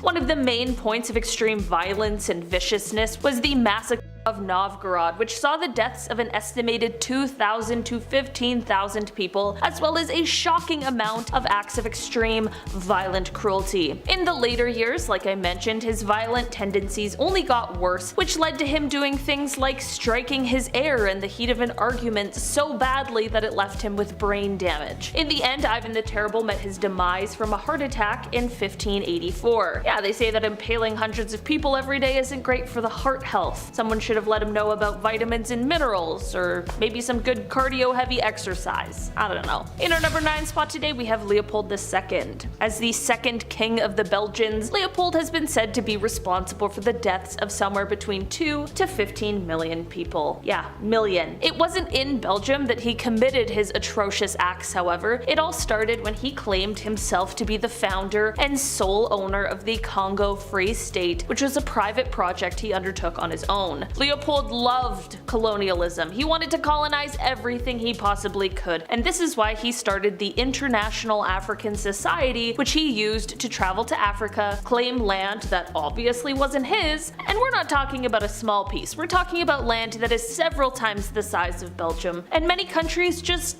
let him do this and allowed him to freely rule this land. This is definitely already bad enough, but of course things only got worse. Leopold had his own private militia that he used to force the indigenous population into hard labor. While Leopold was doing this, of course, for economic reasons, he also was just doing this because he was a messed up guy. He was terrible. He made those who lived here harvest and process rubber, and the punishments for those who didn't harvest enough for him were extremely severe. Not to mention, it is also said that sometimes he would just inflict harm because he could. Eventually, a stop needed to be put to his wrongdoings, but of course he was going to do everything he could to hide some of the horrors he did. The entire archive of the Congo Free State was burned, and he told his aide that even though the Congo had been taken from him, quote, "they have no right to know what I did there." The Congo was taken from him, but remained under the rule of Belgium in 1908 until the Congo was given independence in 1960. As for Leopold, well, he remained the ruler of Belgium until his death in 1909, but the secret was out now, and no one liked him. In fact, his funeral procession was booed by the crowd because everyone was angry at him for the things that he had done. In our number 8 spot today, we have Qin Shi Huang.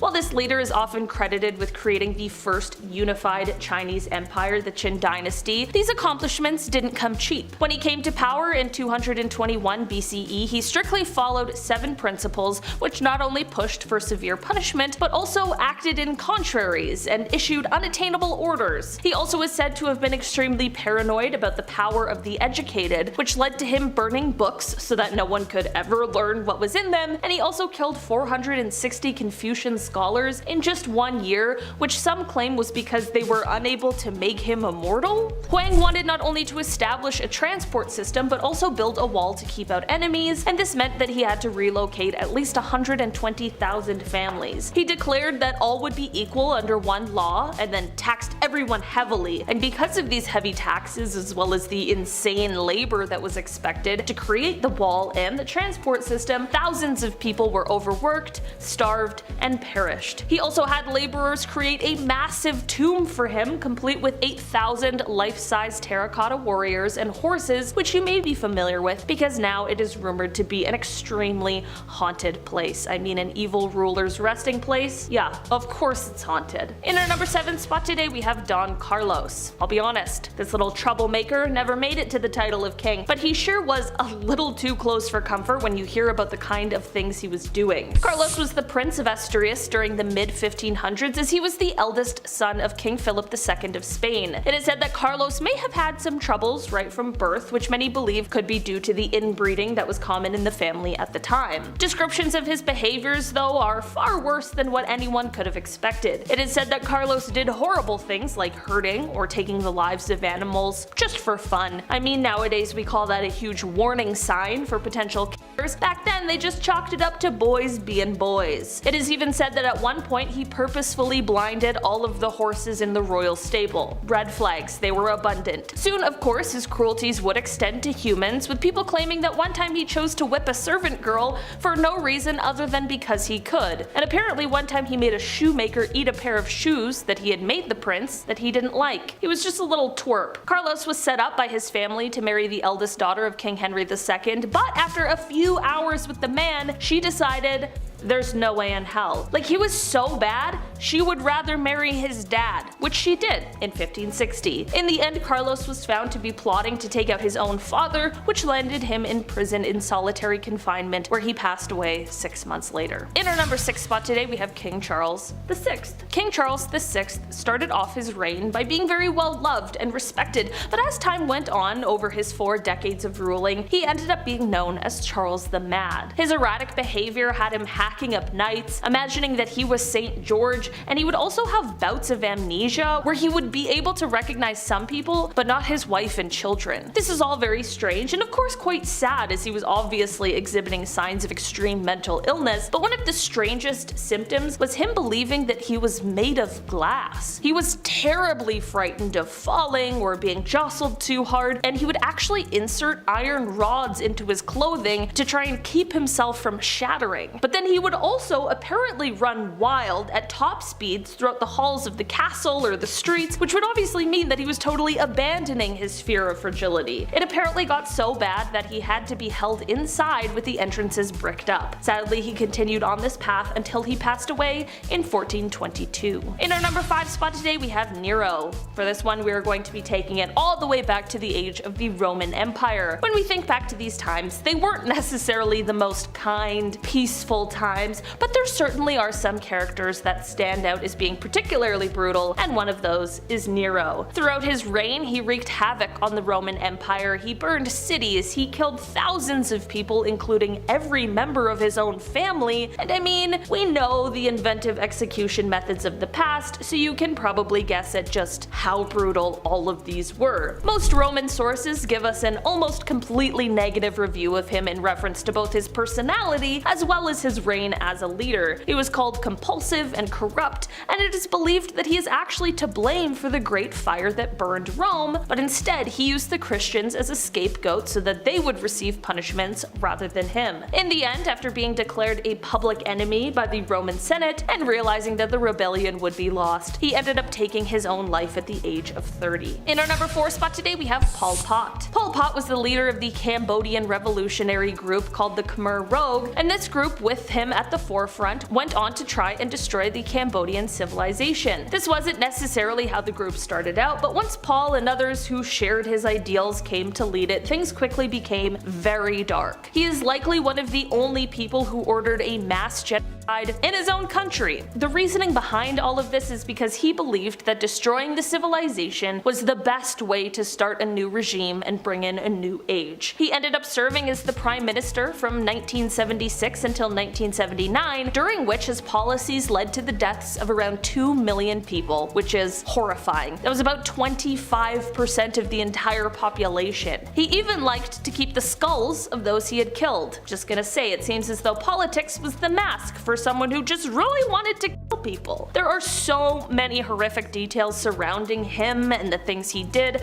much of which I can't even repeat here on YouTube, and that is exactly how he landed a spot here on today's list. He truly did some horrendous things, and in the end went on to live the rest of his life and died of natural causes before he could even answer for any of his crimes, which is just the most frustrating end to a horrible tale. In our number 3 spot today we have Maximilien Robespierre. Okay, I'll be honest. This is quite a polarizing one. Maximilian, on one hand, was great. He advocated for universal suffrage, for unrestricted admission to national posts, and he was against racial and religious discrimination. Especially in the time he ruled in, this was huge. Of course people were against him, but in our modern views, he was way ahead of his time in these beliefs. On the other hand, however, he was extremely violent and was the leader during most of the French reign of terror that happened during the Revolution. It is said that during this time he was responsible for imprisoning somewhere around 300,000 and killing somewhere around 40,000. During the Revolution in 1793, he was elected head of the Committee of Public Safety,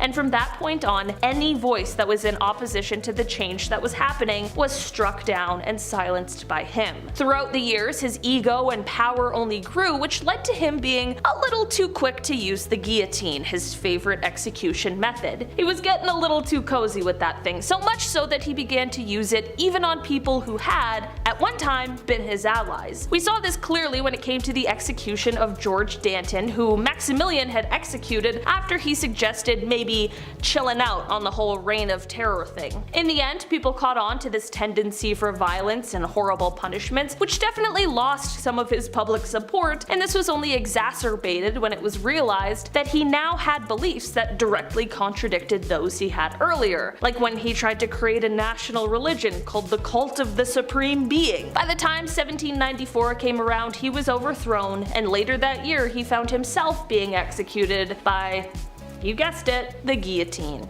Not good. No thanks. In our number 2 spot today we have Vlad Tepes. Often referred to as Vlad the Impaler, he was the ruler of Wallachia 3 times between 1448 until his death in 1476. He is often regarded as one of the most important rulers in Wallachian history, and to many he is a hero, and this is not to disregard that. But you don't get a nickname like the Impaler by being a passive, peaceful guy. Vlad was known for his brutality and his love of impaling people, but it is also said that everyone's favorite vampire, Dracula, was modeled after him. This is because it is rumored that Vlad liked to dip his bread in the blood of his enemies before eating it. I prefer a little olive oil and balsamic vinegar with mine, but hey, to each his own, I guess. Vlad is known for his intimidation tactics, which included having bodies of those he had killed lined up outside of the city so that any enemies approaching would know what fate they had coming. Like I mentioned before, many regard Vlad as a hero. I mean, it is abundantly clear that he fought as hard as he could to protect Romania and Bulgaria from the Ottomans, but that doesn't mean that the horrific things he did have been forgotten either. Vlad definitely left quite the legacy behind when he was killed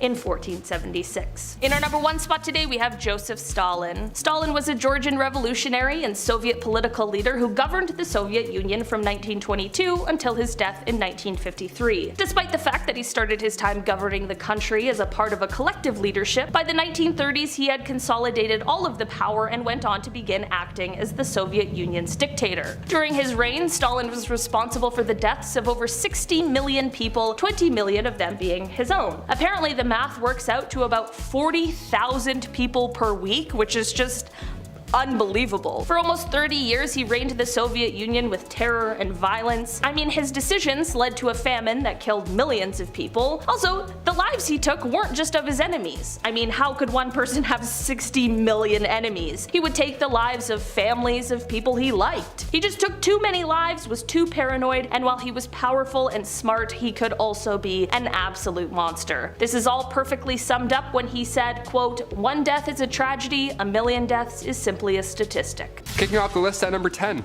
a goodnight kiss.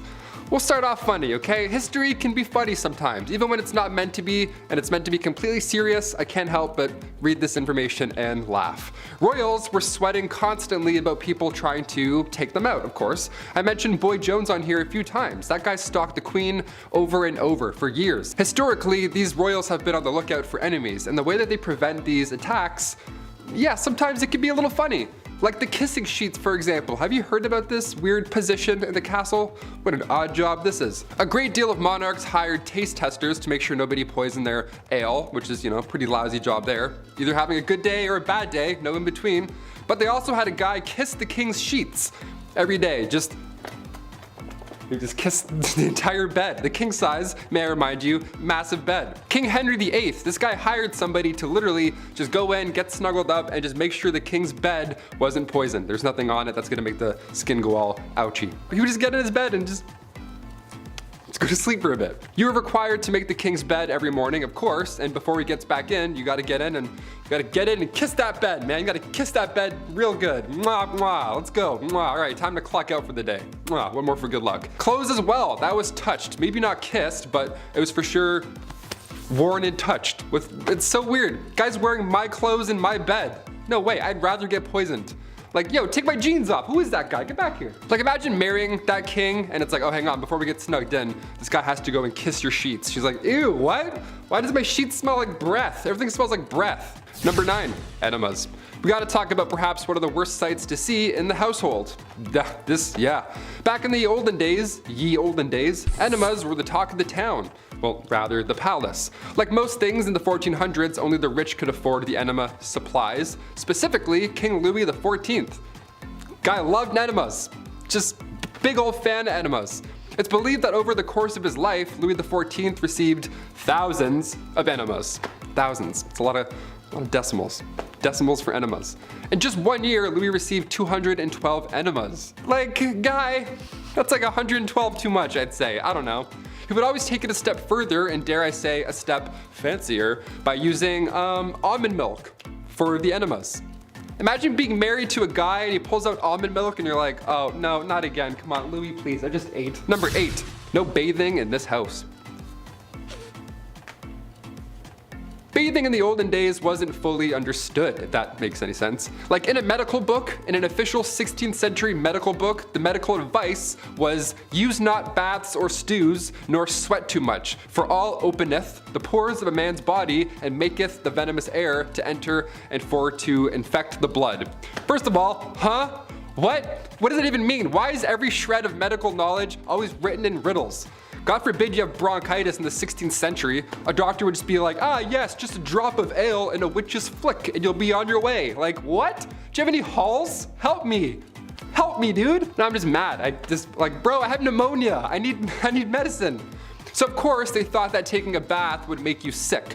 Of course. So King James IV, apparently this guy never took a bath in his life. And his hygiene was so bad that he would sometimes pass lice to others just by being in the same room that he was earlier. So not at the same time, he would come in, do his king stuff, leave, and the lice would be like, pew! And they would just wait in that room and get on someone else. That's so gross. That's horrible. Lice would emit off this man. He's like the stinky kid from Charlie Brown with the stinky cloud. That's just like lice around this guy. Margaret Tudor was married to King James. Yeah, must have loved the no bathing thing, eh?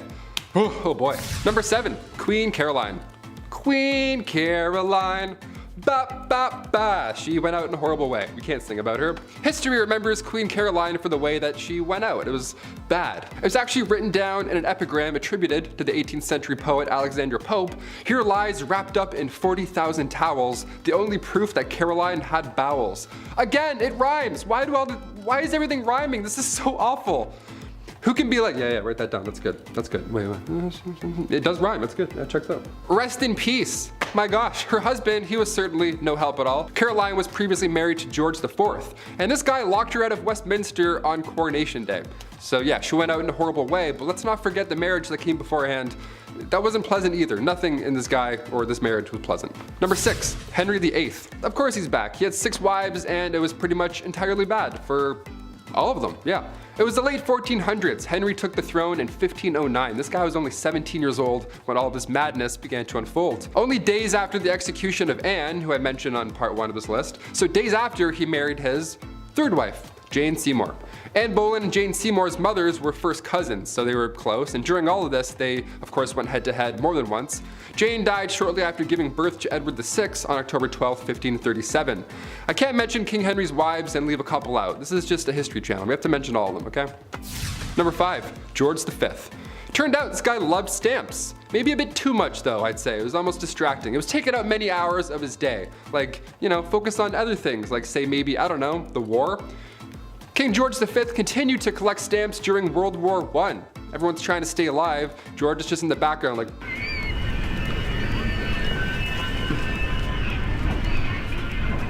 like all collections, they started at an early age. It's now at a point where it's just, past impressive and borderline strange. Especially if you're a royal, like you're really going hard with this. This guy had albums on albums of stamps. He had around 330 albums, each was 60 pages, full of stamps. That's 20,000 pages full of stamps. That's a lot, way too many stamps. So naturally, he was nicknamed the King of Stamps, or rather the King of Philately. That's the official term for collecting stamps. We're historians here, we have to make it official.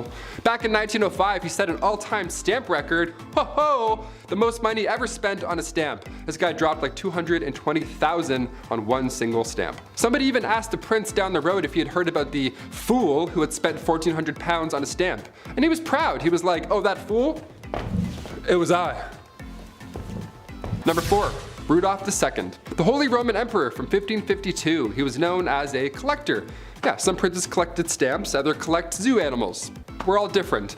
Yeah, his castle was home to lions, tigers, and not bears, but orangutans, so good luck getting your 8 hours.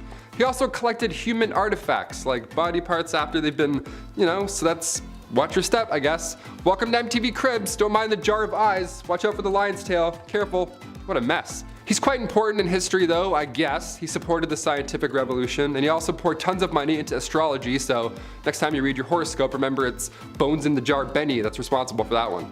And also, in case you're wondering, yeah, he didn't pay attention to any of his wives or anything like that. He was just, no, jars for me, jars animals, I'm all set. Number 3, Don Carlos. Spanish Crown Prince, the guy who just enjoyed being the worst human alive. Let's talk about him. Back in the mid-1500s, the eldest son to King Philip II of Spain was, yeah, I want to say worse things, but he was just a really bad person. YouTube, he was just a bad guy. Now, it's been noted that he was born with a hunchback and one leg was shorter than the other. Historians like to bring that up first, and how maybe he had the odds against him with these disabilities growing up, and people often feel bad for him a little. To that I say, don't.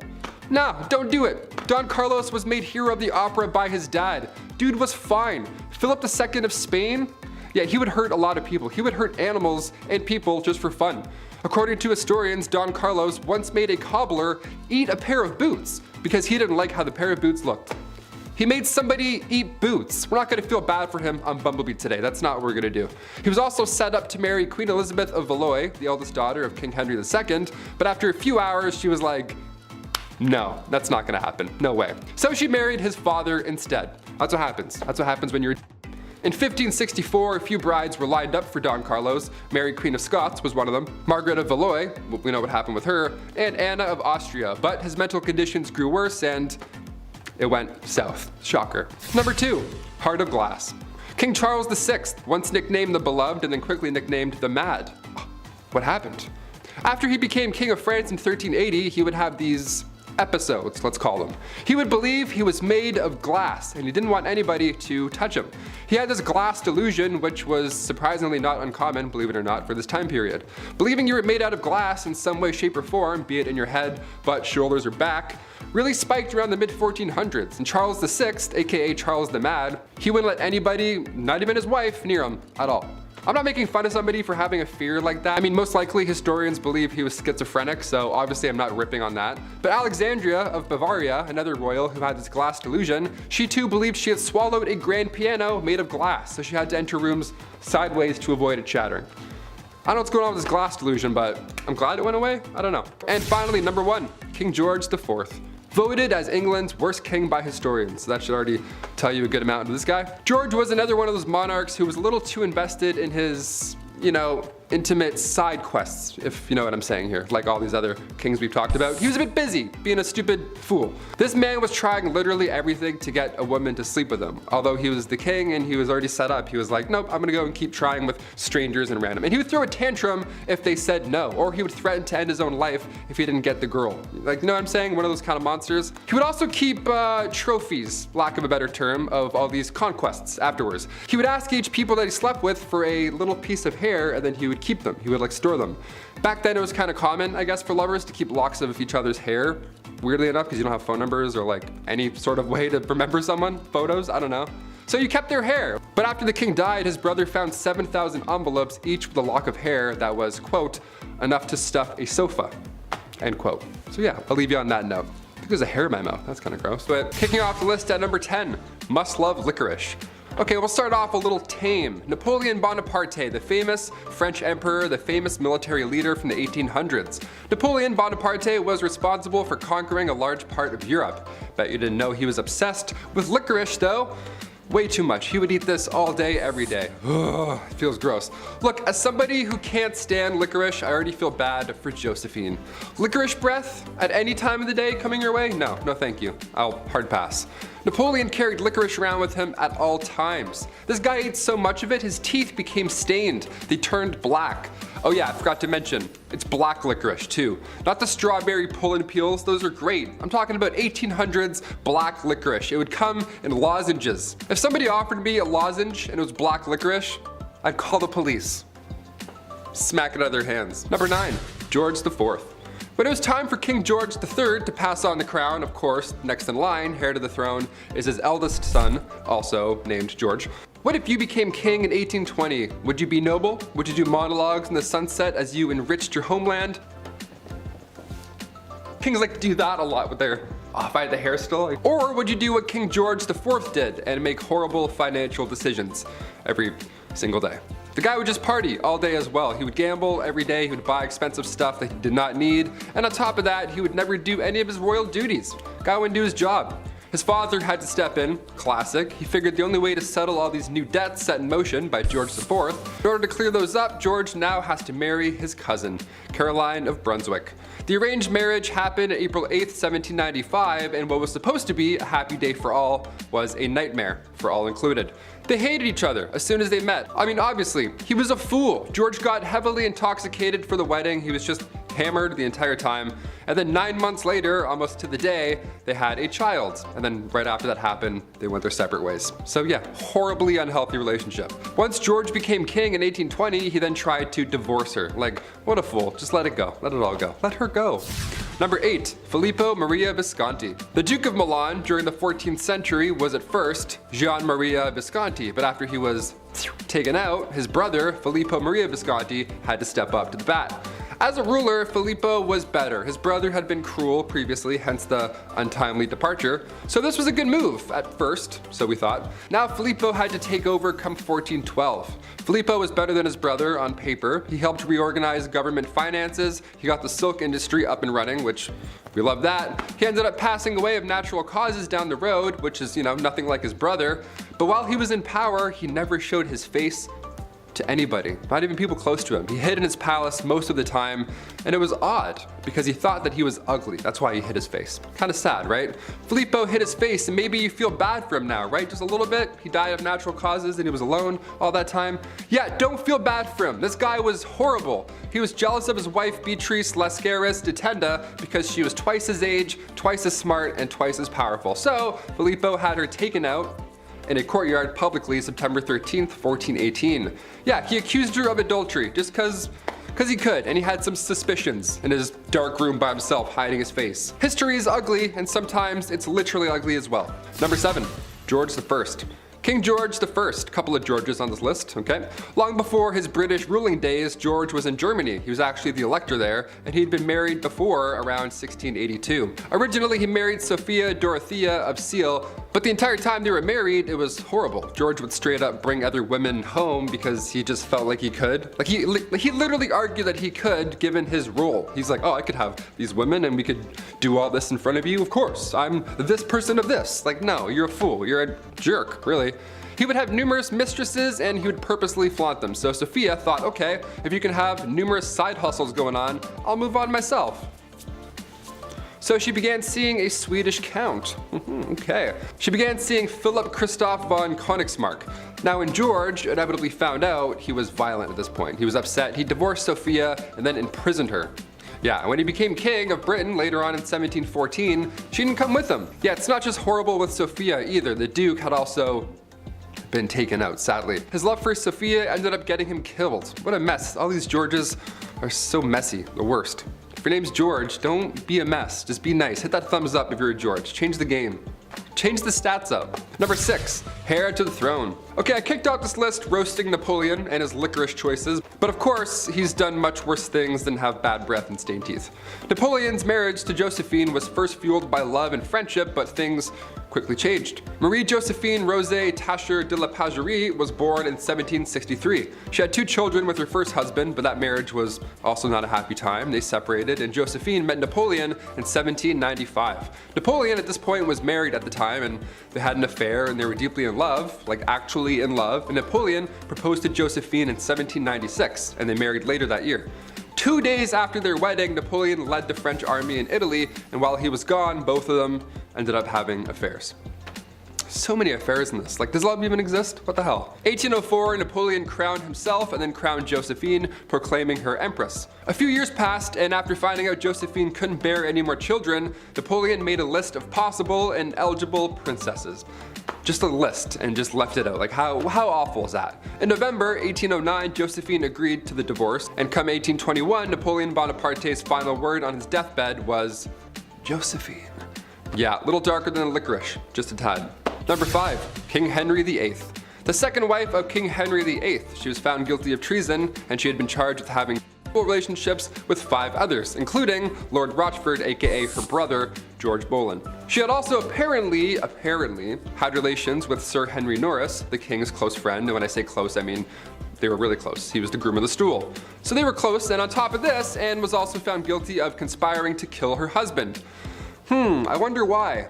This list will explain a few reasons. Now, it's since been proven that these crimes were a bunch of rubbish. Anne wasn't present when these events even went down. She was still recovering from the birth of her daughter, future Elizabeth I, so there's no way she was fooling around with the groom of the stool in October 1533, Your Honor. All 5 guys involved were executed on Tower Hill May 1536, and then 2 days later, Anne joked about her own little neck before being taken out with the sword herself. Yeah, all dark. There wasn't even a coffin for her burial. Somebody had to get an old elm chest from the Tower Armory. How horrible is that? Number 4, a bit better.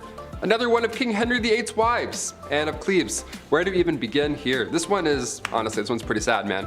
Anne was right in the middle of Henry's wives. She was married to King Henry for 6 months, and it was seen as quite strategic in a way. Henry's chief minister convinced him to marry one of the sisters of Germany's Duke of Cleves, either Anne or Amelia. So in order to decide, King Henry requested that Hans Holbein travel to Cleves to paint a portrait of each sister, and then come back and compare them. This is like the birth of Tinder.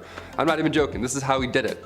This man compared portraits and then chose Anne because every man praiseth her beauty. Yeah, compared her to the silver moon.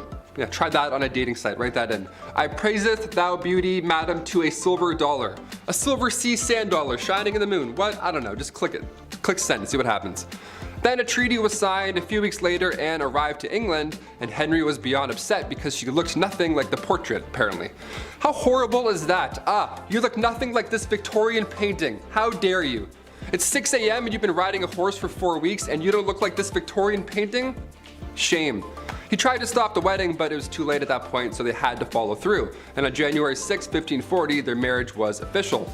You can't unswipe this marriage, rich boy. Anne later accepted the divorce gladly and then lived as the king's sister peacefully until her death in 1557. Number 3, Christian VII. Christian, there's an ironic name for what I'm about to tell you. The prince that couldn't keep his hands out of his pants. I don't know how else to say it. Here we go.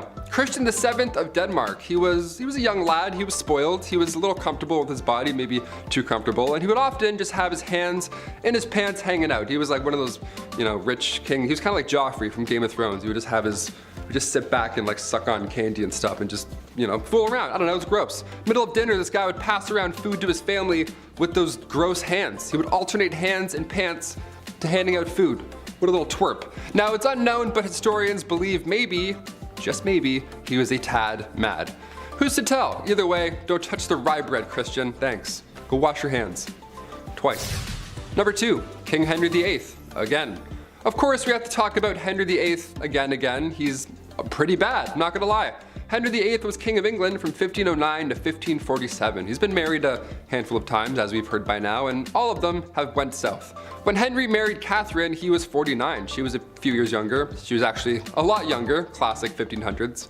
Way too young. And when they got married, Henry was not the same as he was when they had met. He had received a nasty jousting wound, so now he was gravely overweight. He didn't do anything. He just laid around all day and complained. So Catherine, of course, just wanted some, shred of a life, and being again quite young, too young, she decided to look for love. Well, God forbid you try and have a life in the 1500s, because then the young queen was accused of having an affair and was publicly and horribly taken out in the courtyard. And finally, coming in at number 1, Henry II. The relationship between Henry II of England and Eleanor of Aquitaine is pretty memorable. It's memorable in all the wrong ways, of course. When they first met, things were good, dare I say, with both of them. They were both young, and he was going to be king. He was young, king, guy, young man who's going to be king. And Eleanor, she was married, but once she got an annulment, their love was good.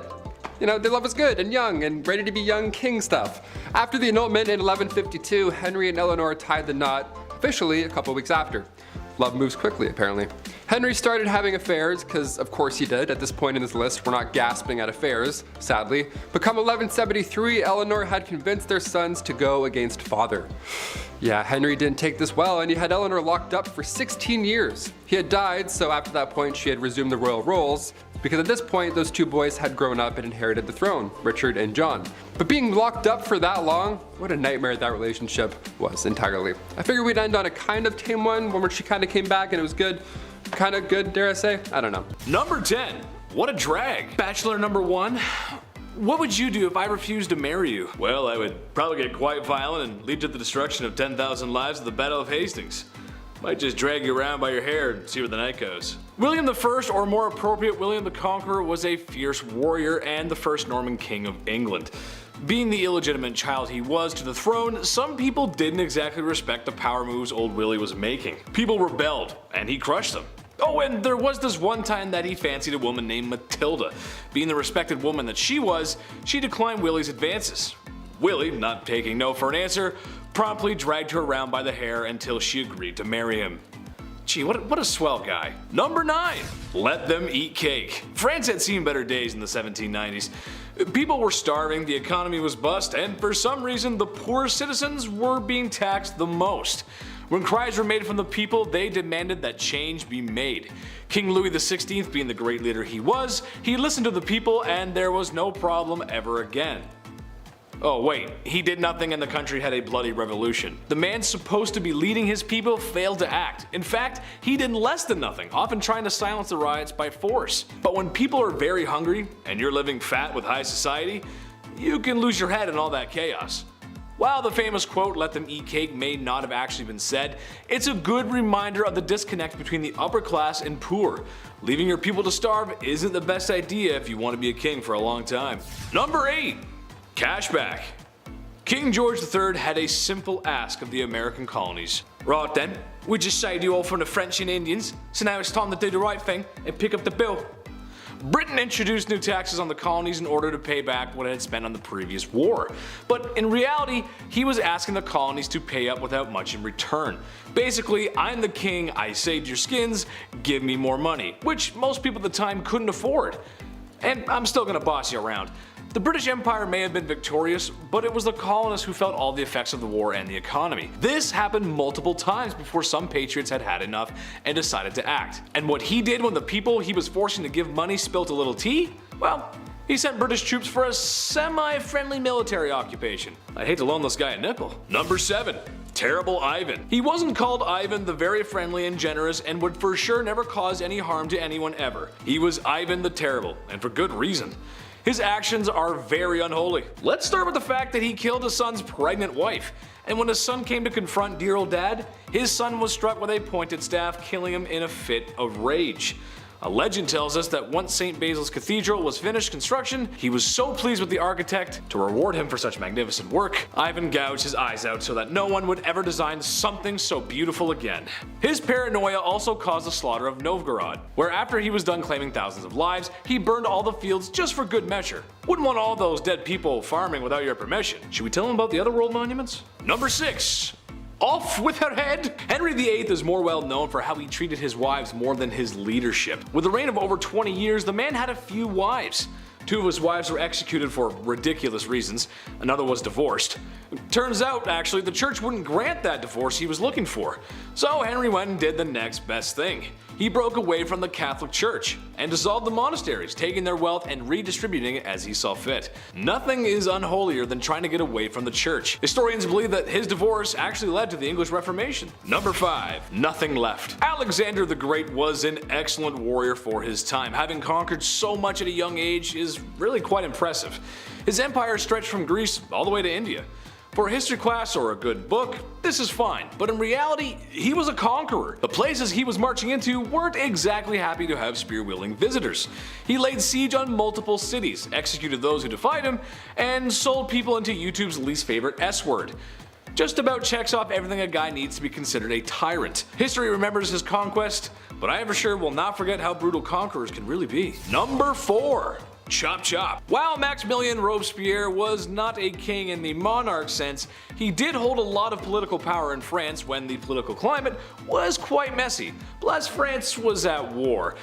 But even messier than that is the way he dealt with citizens who were deemed anti-revolution, by sending them to the guillotine. Within a 1-year period, he sent 17,000 people to their dooms via the National Razor, or as it became to be known. He even began practicing deism, something he called the cult of the Supreme Being.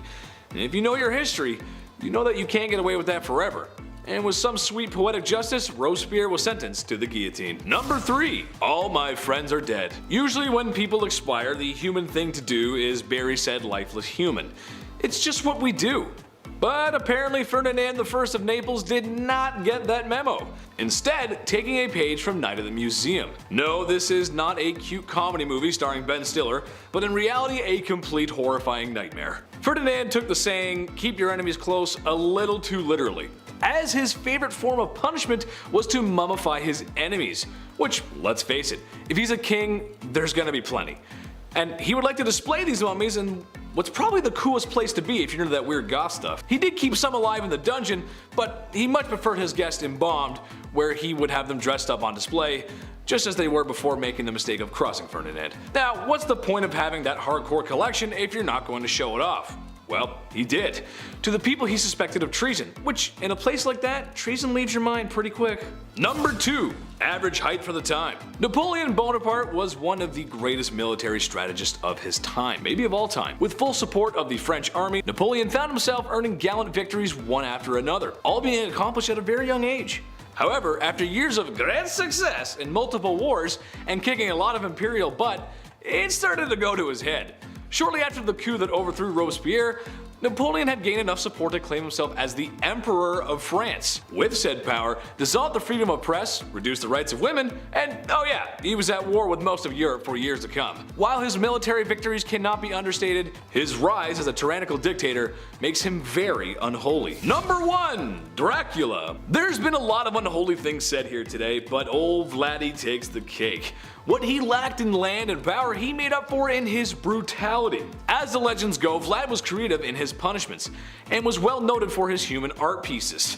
And by art, I mean impaling his enemy on pikes. sometimes through their rear ends, and leaving them as warnings for anyone who dared cross him. Similar to the time visiting envoys wouldn't remove their hats as it is to do in tradition, so Vlad had their hats nailed to their skulls, so that they may never remove them. There are a few other stories that are just too hot for YouTube, but I think he's a textbook example of unholy. He may also be the inspiration for Dracula. Imagine being that much of a monster one is created in your likeness. I mean, just looking at the painting of this guy creeps me out, man. Whoa! Kicking off the list at number 10, a fool. While ancient kings have all the riches one man can possibly have, it's still somehow never enough. Kings also have their own walking, talking party. Yeah, how fun is that? The earliest accounts of the fool go back to the 11th century. These fools were hired to liven up the party. Most of you may have an image of a jester in your head, just jumping around on tables, telling jokes, juggling with big pointy shoes, wearing pajamas. Yeah, that's pretty accurate. It was pretty fun. One of the best jobs to have was the title of a minstrel or a fool. It was an honor to have, really, and the fool's payment was no joke. Roland Le Picheur was rewarded with 30 acres of land from King Henry II, as long as he showed up to court every year on Christmas Day to fart. Literally, he would show up and fart around. But these fools also held responsibility in their silly little lips. Fools needed to find the balance of humor and wit. It was harder back then than anything. Many of these jesters were given the role of advisor to the king and queen. The phrase "don't shoot the messenger," this is where it comes from. The jester would have to tell them horrible news, but in a fun, positive way. For example, back in 1340, King Philip IV, his fleet was destroyed in naval battle, the British completely wiped them out, and it was an otherwise devastating loss, but the jester, the fool, brought this news in a light way. He said to the king, "They don't even have the guts to jump into the water like our brave French do." And then he farted and disappeared. Number 9. Access to clean water. Today in a modern world, there are things that we just can't live without. A vape pen, Starbucks, and that weird looking back massager that everyone says they bought for their backs, but it's actually for their undercarriage. Speaking of undercarriages, you don't want to drink from the water from underneath one. Dirty, muddy street water is bad for your health. The ancient kings of old knew this. It was common knowledge that drinking dirty water could lead to you spending more time squatting over a hole than spending time with your family, and nobody wants that. Life for citizens who were not royals could have it pretty rough. Ancient kings had the luxury of having clean water, or somewhat, it's still kinda not so clean, or at least more clean than the commoners. Through methods of fresh spring water, boiling, and even some early filtration methods, they had access to better water that wouldn't make their guts hurt. With that being said, a lot of times, given the sussy nature of water, a lot of kings just drank alcohol, which honestly might have saved them since the alcohol could possibly kill harmful bacteria. The one time in life that boozing might save your life. Anyone got a beer? Number 8. Ladies first. These ancient kings, they could literally do whatever they wanted. And it's important to note how they would act if they didn't get what they wanted, right? Like George IV of England. He's referred to as England's worst king by historians. Great title, even worse than King Joffrey. What do you know? It's one thing to spiral into debt, that's classic king behavior. MC Hammer went broke. We get it, it happens. But George IV, he was all about the ladies, a little bit too much. All he wanted in life was just to hook up with women, that was it, his only desire in life. And if they weren't interested, George was known to throw fits. He would cry and stomp his feet, literally. You know how those brave and bold kings do? George would offer these ladies money, although they weren't for sale, so that wasn't a great plan and didn't work a lot of the time. And George would go so far to threaten his own well-being if they refused. How terrible is that guy, right? Just imagine that conversation, how insane. What takes this to the absolute next level though is that George would keep a lock of his partner's hair after they had spent the night together. Now I know you're freaking out, maybe you're like, huh? Maybe you just choked on your rye bread sandwich a bit, that's more than fair. At the time, this wasn't abnormal behavior. I mean, you know, lovers would exchange their hair instead of phone numbers, I get it, it's back in the old days. But George, he had a lot of hair. He had like a lot of hair. He had like 7,000 envelopes filled with hair. I'm over here exchanging phone numbers at the club. Like, what am I doing wrong? Am I, doink? Call me, peace. Number 7, food. Nice. Whether you like it or not, at some point in your life you're gonna have to eat, and if you're like me, that means all the time. Steaks, ribs, beer, Burger King, pizza, pasta, ham, and chicken wings. Nice. It should be no surprise that I like beer and barbecue, and to answer your question, yes, I am the most fun guy to be around at the barbecue. Why? I just like to have fun and I like to eat good food, man, that's just it. Imagine a world, however, where there is no pizza and chicken wings. I know, it's horrible, right? Ugh. Food was always a concern of commoners in ancient times, and as much as I love meat, it wasn't always available. They just didn't live in the industrial agricultural world that we live in today. For Romans, it was a steady diet of breads and nuts, and if they were lucky, maybe some cheese or soup. But for the kings and emperors of old, well, if you feel like vomiting after all you can eat buffets, it makes you feel, some first world kind of guilt, then look no further than ancient kings. Food might be the most excessive way they live, really. All kinds of meats all the time, beer, wine, fresh fruit and vegetables, which for health reasons is pretty huge, and to make them huge, maybe even some desserts. The Egyptians, for example, were known for their sweets. And now I'm hungry. We should go to a banquet together. Number 6. 6,000 knights. Being a medieval knight, obviously, it sounds cool. They have the sword, the horse, the flowing hair, all that good stuff. They're saving the damsel in distress in some sort of tower. Well, no, it actually sucked being a knight at all. First of all, chainmail. You know how heavy chainmail is alone by itself? It's like 55 pounds. All that chainmail underneath your armor, no way. My body, this Q-tip spine would just break in half, no way. I can't even get on a horse wearing jeans and a shirt, let alone chainmail. Being a knight is something that starts when you're 7 years old as well. You gotta start as a little tot, little royal tot. Then you'd be given to a noble to learn and be wise for 7 years, some, Yoda type scenario. And then at age 14, you become a squire. A knight's intern, not an ideal job to have when you're 14, but if you stick it out just 7 more years, then you're an official ting, ting, knight. That's it. But then what? Do kings have 2 knights? Do they have 4 each? Is it like a breakdance squad? Is it like 8s, groups of 8s? Like, how do we do this? Henry II of England could call up to 6,000 knights. This was back in the late 12th century. That's a lot of backup. That's a lot of shiny, majestical backup. My favorite knight still to this day, I don't care, Martin Lawrence. Jamal, Scott, Walker. FBI, what's up? What's happening, y'all? Number 5, big money. This is no surprise to anyone, I'm sure, but back in the day, I'd argue the division between wealth and poor was larger than today. Kings had it all. I mean, if you listen to what Taylor's saying, he knows what he's talking about. Food, water, power, what else is there? Well, how about the coinage to make it all happen? The bread, the guap, the dosh, and my favorite, the cheddar. Yes, that's right, the ancient king's wealth. Whatever they didn't already possess, they could take by force or simply just bought with incalculable riches. With uncalculable riches. So much money. They had so much money. I can't make it clear. They had a lot of money. A great example of this was Mansa Musa, a very wealthy king from the Mali Empire. It's speculated he might have been the wealthiest person to ever walk the face of the earth. Earning his riches through the trading of gold and salt, he decided to show the international community how rich he was, and went on tour, because that's just something you do when you have millions of dollars, I guess. Where in multiple cities he spent and gave away so much gold that it upset the city's economies. That is a big flex. Okay. Donald Trump might have hotels, but Mansa Musa has everything else. It's kind of like Monopoly when one player has a boatload of cash and they go from one good property to the next. So even if they land on something, they got all the cold hard cash to deal with it. Plus, they also have some good property and they just make it back every turn anyway. I'm fed up with Monopoly. Number 4, King of Castles. King Ludwig II had numerous castles built to resemble fairy tale castles. Yeah, let's call this inspiration, I guess. What a privilege this ought to be. Ludwig was only 18 when he became the King of Bavaria back in 1864. And then he had castles built as, he was inspired from romantic literature and spending time at the opera. You hear that, Andrew? He was inspired after the opera. What a poet. It's crazy. Crazy. Must be nice, right? King Ludwig II would spend his nights in one castle, looking through his fancy telescope, admiring the next castle being built. What? He even freestyled the castle as well. Yeah, just 4 years in, the guy designed his own majestical castle. To this day, it's one of the most photographed places in the world, so clearly he did something right. Neuschwanstein Castle, literal fairy tale, there we go. Meanwhile, I'm over here making castles in Minecraft. Still fun, we'll take it. Number 3, jousting. First there is bread, and then there is wine, and then there is entertainment. You can't tell me while a delicious plate of nachos dances like a ballerina in your microwave, you didn't pull up some super cool content to watch on your phone.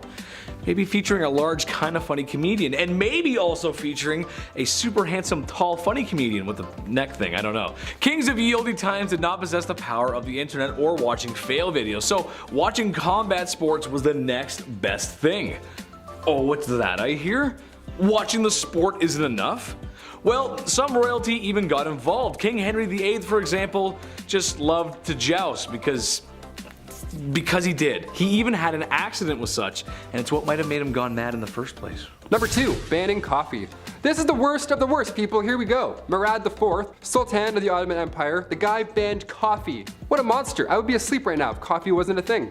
He was born in 1612, and for the most part his mother was ruling through him because he was so young and all. But when he got a little older, he got a little wiser, he put forth these laws, punishable by death, may I add, in order to get things back on track. That was the key. The guy banned coffee, tobacco, and alcohol. What a fun guy. He would actually disguise himself as a civilian at nighttime and then wander around aimlessly in hopes that he would find one of these dark roast renegades just wandering the roads. If you were caught outside having a quick smoke break, you weren't arrested, you didn't get fined, but rather Murad IV himself would just take off his hood and be like, surprise, and then he would take off your head. Right there in the streets. No trial, no jury, just straight to execution. All that for some stale ale. What a monster. Number 1, groom of the stool. For some reason this job was considered to be higher up, a well-respected job, if you will. However, I'd like to ask the man in charge of such an operation how he felt. I can imagine he wasn't too fond of his job. Hands never clean, hands never clean. The groom of the stool is someone who would assist the king in his bathroom duties by supplying fresh water, towels, and whatever a king needs. He may have also been responsible for cleaning the forbidden starfish. May the divines of Skyrim have mercy on his soul. I guess this had to be done, but I don't know if I could ever even do that to another human being. If you've ever eaten Taco Bell late at night and washed it down with some Baja Blast, then you know the kind of explosion awaits the porcelain throne in the morning. So yes, having a servant present at your bowel movements is a privilege that most other folks just didn't have, but would you really want one? 1, we gonna start with, why you so stingy? You literally live in a castle. You have gold doubloons like an effing pirate, priceless spices stolen from foreign lands, and gemstones harvested fresh from the earth. But you're gonna have us measure every loaf of bread so they're the exact same? Back in the late 1500s, Viscount Montagu demanded meticulous records of every expenditure. The clerk of the kitchen was a crossbreed between an extreme couponer and a professional nitpicker, who had to provide the cooks with the ingredients for every meal in exact amounts for each person to be served, and ensure that each plate had the exact same weight and proportions laid upon it. Among his many duties was also to ensure every wheat loaf that went in the oven weighed 18 ounces and was 16 ounces when it was taken out. What happens if they weighed more or less? Off to the bread breaking wheel, or maybe the sourdough slow slicer, off to the steak for a little French toasting, huh? Anyway, for how the British monarchy would pitch a fit over a 3-letter word, children, not kids. Because we all want to speak a little bit more like Mary Poppins. Oh yes, little children, off to bed we go. Nah, dude, I couldn't do the whole royal nanny thing, to be honest. The education required enough makes you think that they're scouting for NASA, not someone to stop their kid from picking its nose. Publicly, at least. Maria Borello, the nanny who takes care of Prince George, Princess Charlotte, and Prince Louis, trained at the notable Norland College in Bath, England, before being hired to the world's most famous children. At this college, students like Borello study early years development for 3 years. However, as well as learning social and emotional development, students are also taught the importance of vocabulary. There is one word that royal nannies are prohibited from using to describe royal children: kids. Ask me why. Come on.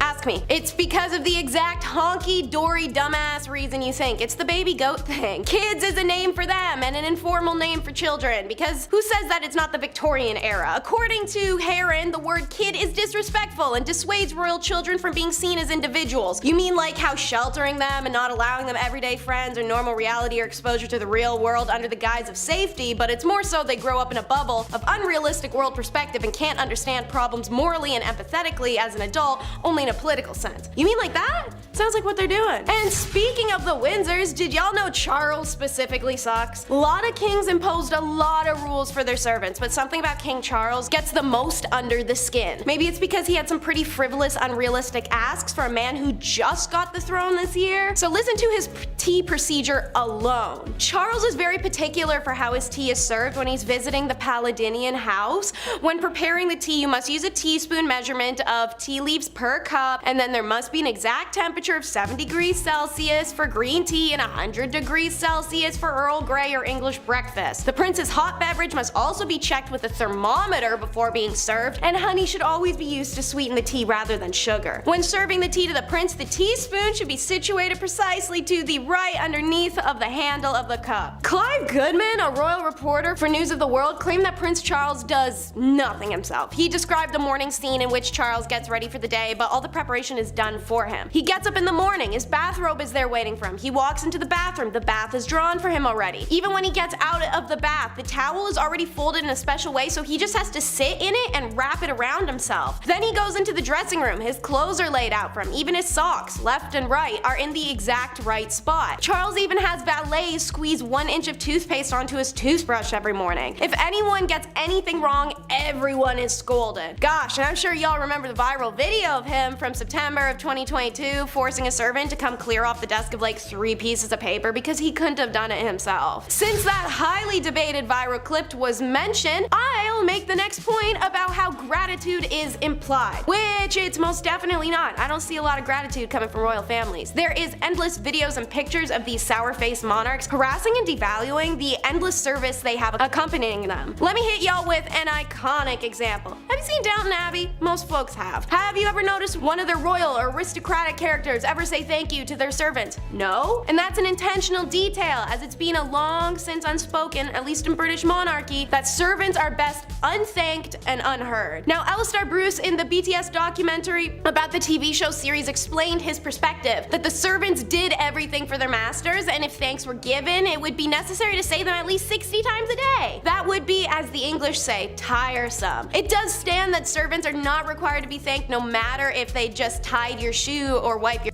ass. You as a royal have the right to just scoff and point and expect results. But at least one royal who can't verbally berate you is the revered royal pets. Multiple royal houses and their respective rulers have decided to use these rules and servants to treat their pets as an extension of themselves. By personifying them, even just trimming a corgi's nails too short could get you proverbially beheaded and definitively fired. Some famous examples of royals who have servants service their pets are Queen Elizabeth II staged a funeral for a chameleon, and an Indian ruler Muhammad Khan threw a lavish elaborate wedding for his dog. Louis of France took being a cat person to a whole other level and basically turned Versailles into a giant breeding ground. Charles II of England issued a royal law that his iconic King Charles Spaniels, which are obviously named after him, have license to walk anywhere in the kingdom without harassment, even Parliament. And of course, who can forget Caligula, who appointed his favorite horse, Icaritus, as an official senator. But I'd have to say, I imagine there's not much worse than food tasting. Normally, you'd be able to think this wouldn't be so bad. Wrong, let me make it worse. So obviously, they're tasting it for poison and other tricky little substances that could take down a king. What if the soup was laced with arsenic? How easy is it to slip into the kitchen and lace the king's food with belladonna or hemlock? The food tester was always a servant, or sometimes even a slave, or a prisoner. And if you think about those status of those people, well, they were eating mush flour and bone broth and then calling it a day. Given the opportunity to be a food taster means the literal taste of luxury. The only effed part is the first bite of flavorful rice you're ever going to eat in your life, you're going to immediately die. Maybe. It'd be enough for you to put off eating any meal you didn't prepare yourself, and there'd be no way of knowing if the food was deadly until after you've eaten it. In 1594, there was a plot to poison Queen Elizabeth, apparently the King of Spain, as the Spanish were enemies of England at the time. A group of Portuguese men had agreed to carry out the dirty work, including the Queen's own physician Rodrigo Lopez. Once the plot was uncovered, all men were executed. And it's not just our ancient royals that brought people on to do this task. Naturally, President Putin has a food taster as part of his security team. No hoovering, which is British for don't vacuum. In 2011, Royal Servants was uploaded to YouTube, a documentary that gave insight into what it's like working for the royal family, including accounts from former butlers, chefs, nannies, and footmen. To quote the narrator, the best servant is one that is neither seen nor heard. The royal family demand the most professional servants in the world, the kind of servants that would rather die than make a mistake. She continues on in this not pretentious at all breakdown, saying that behind the scenes, butlers lay out clothes, footmen carry early morning trays, and cleaners sweep carpets, lest royal ears are offended by vacuum cleaners. One rule cleaners must follow is that they have to sweep the floors instead of hoovering them, because the sound may be too loud, especially in the early morning. I don't know if you guys have seen these palaces, but they're about 110% 100% red carpet, and it's not that cheap kind. This stuff probably holds onto dirt the way your homie holds onto their cheating ex. Not being permitted to use such modern inventions makes their job not even a little, but a lot more difficult. Immensely. They have to quite literally sweep the carpets, the most ineffective way to clean a carpet that's tacked into the ground. And they're already being held at a higher standard than really any other servant on earth. But don't forget, after you're done measuring the carrots, you feed the horses, and sweeping a carpet, you also have to kiss the linens. Whichever unfortunate servant was tasked with making Henry VIII's bed after he woke up in the morning was then required to kiss every part of the linen to prove he hadn't smeared poison on them. What? Don't get me wrong, Henry was like intensely and increasingly paranoid. You can go check my recent video, Top 10 King Henry VIII Facts You Never Knew, to learn more about his whole mess. But anyways, someone screws the pooch. Pretty sure it's Ambroise Parge, the 16th century French royal physician, who once wrote, "Now poisons do not only kill being taken into the body, but some being put or applied outwardly." And now this delusional hypochondriac finds out the poison can sink in through his skin, not just be ingested, and he insists on this gross ritual. In an era where sheets don't get washed, and he doesn't wash, and he's all sweaty and gouty, and banging tons of biddies in that bed. Imagine having to kiss those sheets every morning. That's the real poison. RIP, dude. Mint essence oil under the nose, and I'm just praying for you. When the standard of hygiene is so low, your only request is that X marks the spot. Eleanor Harmon, the author of The Royal Art of Poison, says royal palaces, some courtiers don't even bother to look for a chamber pot, but just dropped their britches and did their business. All of their business. All of it. All of it in the staircases, the hallways, or the fireplaces. In Versailles, women just pulled up their skirts to pee where they stood, and some men urinated off the balustrade in the middle of the royal chapel. The smelly truth is that Hampton Court, that of Henry VIII, was not well equipped to serve the bodily needs of hundreds upon hundreds of servants. During the king's boisterous banquets, busy servants regularly needed the call of nature, so they relieved themselves in hidden hallway corridors or on sizzling fireplaces that were cooking the food. I need a minute with that one. Anyways, the walls reeked of urine so badly that according to historian Lucy Worsley in her book If Walls Could Talk, the palace management would have had crosses chalked into the walls with the hope that people would be reluctant to desecrate a religious symbol. That's right. While servants were always encouraged to pee in vats, so their urine could be used to clean later, to keep servants and courtiers from urinating on the garden walls, Henry had large crosses painted in problem spots, I guess. But instead of deterring men from relieving themselves, what it did was literally give them a target. To fix the problem, Henry VIII then realized he had to make bathrooms, so he constructed a giant toilet block by the River Thames called the Great House of Easement. And of course, last but not least, fresh out the kitchen of Henry VIII is Dee's roasted chestnuts. King Henry VIII's kitchen at Hampton Court Palace was one of the largest kitchens in Europe, and obviously it would have had to be to service the banquets of grandeur I was just talking about. There were huge wood fireplaces producing an average of 800 to 1,000 meals in a day, courtesy of just a mere 200 cooks. Naturally, that amount of ovens and that amount of cooks in the kitchen, yeah, it's downright cozy. And the average of 1.3 million logs were burned, creating a hellish atmosphere, leaving the cooks drained and drenched in sweat. From roasting meats to boiling cauldrons, the kitchen of Henry VIII was no less than passing as the underworld. So, what happened in all this heat, dare say? Did they crack a window? Did they get some ice? Take a smoke break, maybe? Nah, the cooks just took off all their clothes to tolerate the temperature while it's cooking. Just to reiterate, all their clothes. All of them. But alas, the atrocities were never ending for these men, as King Henry VIII issued an order to stop being naked or in garments of such vileness as they do now, nor lie in the nights and days in the kitchen or the ground by the fireside. To combat the problem, clerks of the kitchen were instructed to purchase honest and wholesome garments for the staff. And guess what that was? There's a reason the apron covers the front. Number 10. King Midas. Most people know the story of King Midas, but in a nutshell, he was a king who was granted the power of everything he touched turned to solid gold. So, no, he didn't exactly buy anything with that kind of power, but the man can have anything he wants or buy anything he wants. It's a lot of gold. This sounds great, but it's really awful for a couple of reasons. One, that is pretty much the moral of the story, and the other is, well, some basic economy stuff. The first reason this would suck is that, one, you should never be too greedy, and you really shouldn't. And you should always be careful what you wish for. This blessing quickly turned into a curse as Midas could no longer eat. which that's bad. Not eating and everything you touch turn to gold. Oh, you couldn't hug anybody. It's terrible. The other issue would be his wealth. You'd have to be very careful on how many items you actually touched, as producing too much gold would eventually devalue the price of gold. Especially if you touch a bed or something, that's a lot of gold. Imagine how much a solid gold bed would weigh, or how much that would be worth. So in reality, you would be both starving and poor. Number 9. Mansa Musa. Sort of related to the King Midas issue, Mansa Musa was probably the richest man to ever walk the face of the earth. A king from northern Africa who exploited his country's salt and gold reserves. His estimated wealth today would be around the $400 billion mark. $400 billion US. Ooh, that's a lot of money. Tough to actually measure it exactly because it was from so long ago, but it could be less, and some say it could actually even be more. Mansa Musa went on tour one year to see all the beautiful things he could of the ancient world, and you can't take a little vacation without buying something at the gift shop. Mansa Musa was so rich and spent so much money in a few towns that he visited that he single-handedly upset the economy of those cities. Elon Musk wishes he could. So he basically bought a lot of stuff, and it was unusual because it upset the economy. Like, he destroyed the economy of those towns. That's insane. Number 8. Michael Jackson, the king of pop. Ah, see, I got you. I pulled a sneaky on you. But hey, he's still a king. And maybe he was the biggest celebrity who ever lived. Would Halloween really be Halloween without Thriller? And how could cool guys let you know they were cool in the 80s if they didn't have all that leather jacket and stuff? You wouldn't be able to know. You just wouldn't. Well, maybe some things you don't know about Michael Jackson were his shopping habits. The man loved shopping. And with that kind of money, well, you can do anything. Well, some may remember his chimp, his Neverland mansion complete with carnival rides, an arcade, and even an oxygen chamber in case Darth Vader was coming over to stay the night.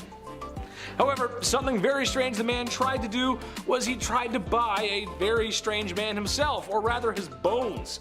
For some reason, Michael had a fascination with the Elephant Man, a man with severe facial deformities and freak show performer from the late 1800s.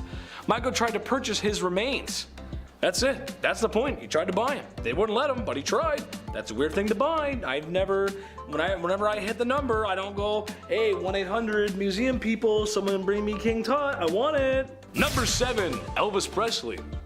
Lots of similarities today. Elvis Presley, before Michael Jackson, he was probably the most famous person to ever exist. The king of rock and roll, baby, that's right.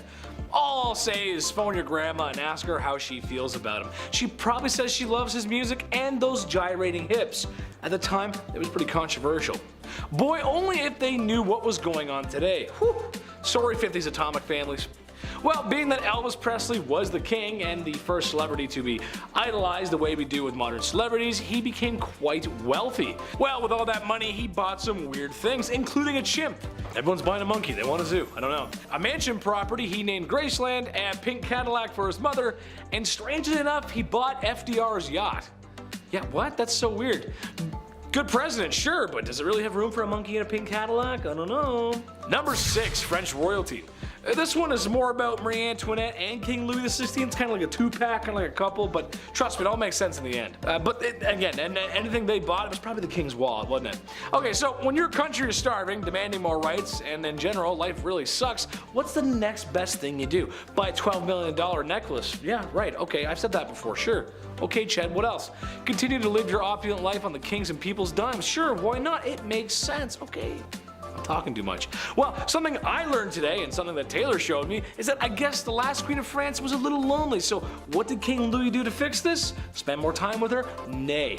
Buy her a new dog? Nay, sir and madams. He had her pug from Austria imported to the country. And anyone can tell you that when something is imported, you are going to be dishing out a few more dosh. Yes, that's right. They imported her pug from Austria. Imagine how that sounds when your house is literally falling apart, you're starving, and you pay the most taxes. Makes you want to put heads on pikes. That's what it makes you want to do. Can you imagine that? We're all poor and hungry. She's like, well, look at my dog. It's my dog. They're French, they don't sound like that, but this is my dog, look at my dog, here he is. Number 5, King of Egypt. His Majesty Farouk I, by the grace of God, King of Egypt and the Sudan, that was his full title, was disposed during his nation's 1952 revolution and spent the remainder of his days in exile to Italy. In his haste to avoid getting the Mussolini treatment, he left behind a majority of his most prized possessions.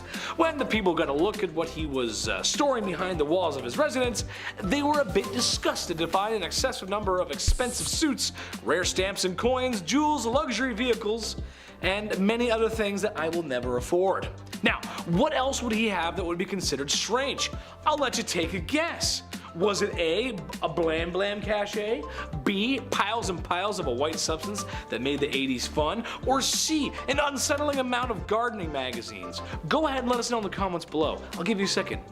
Nope, time's up. If you said secret option D, you'd be right. What was it, you ask? Well, it was a disturbing amount of adult entertainment.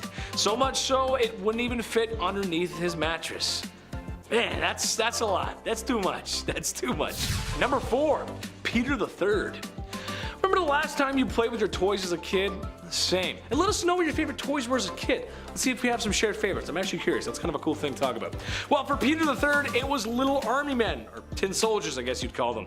And yes, he played with them as an adult, staging mock battles.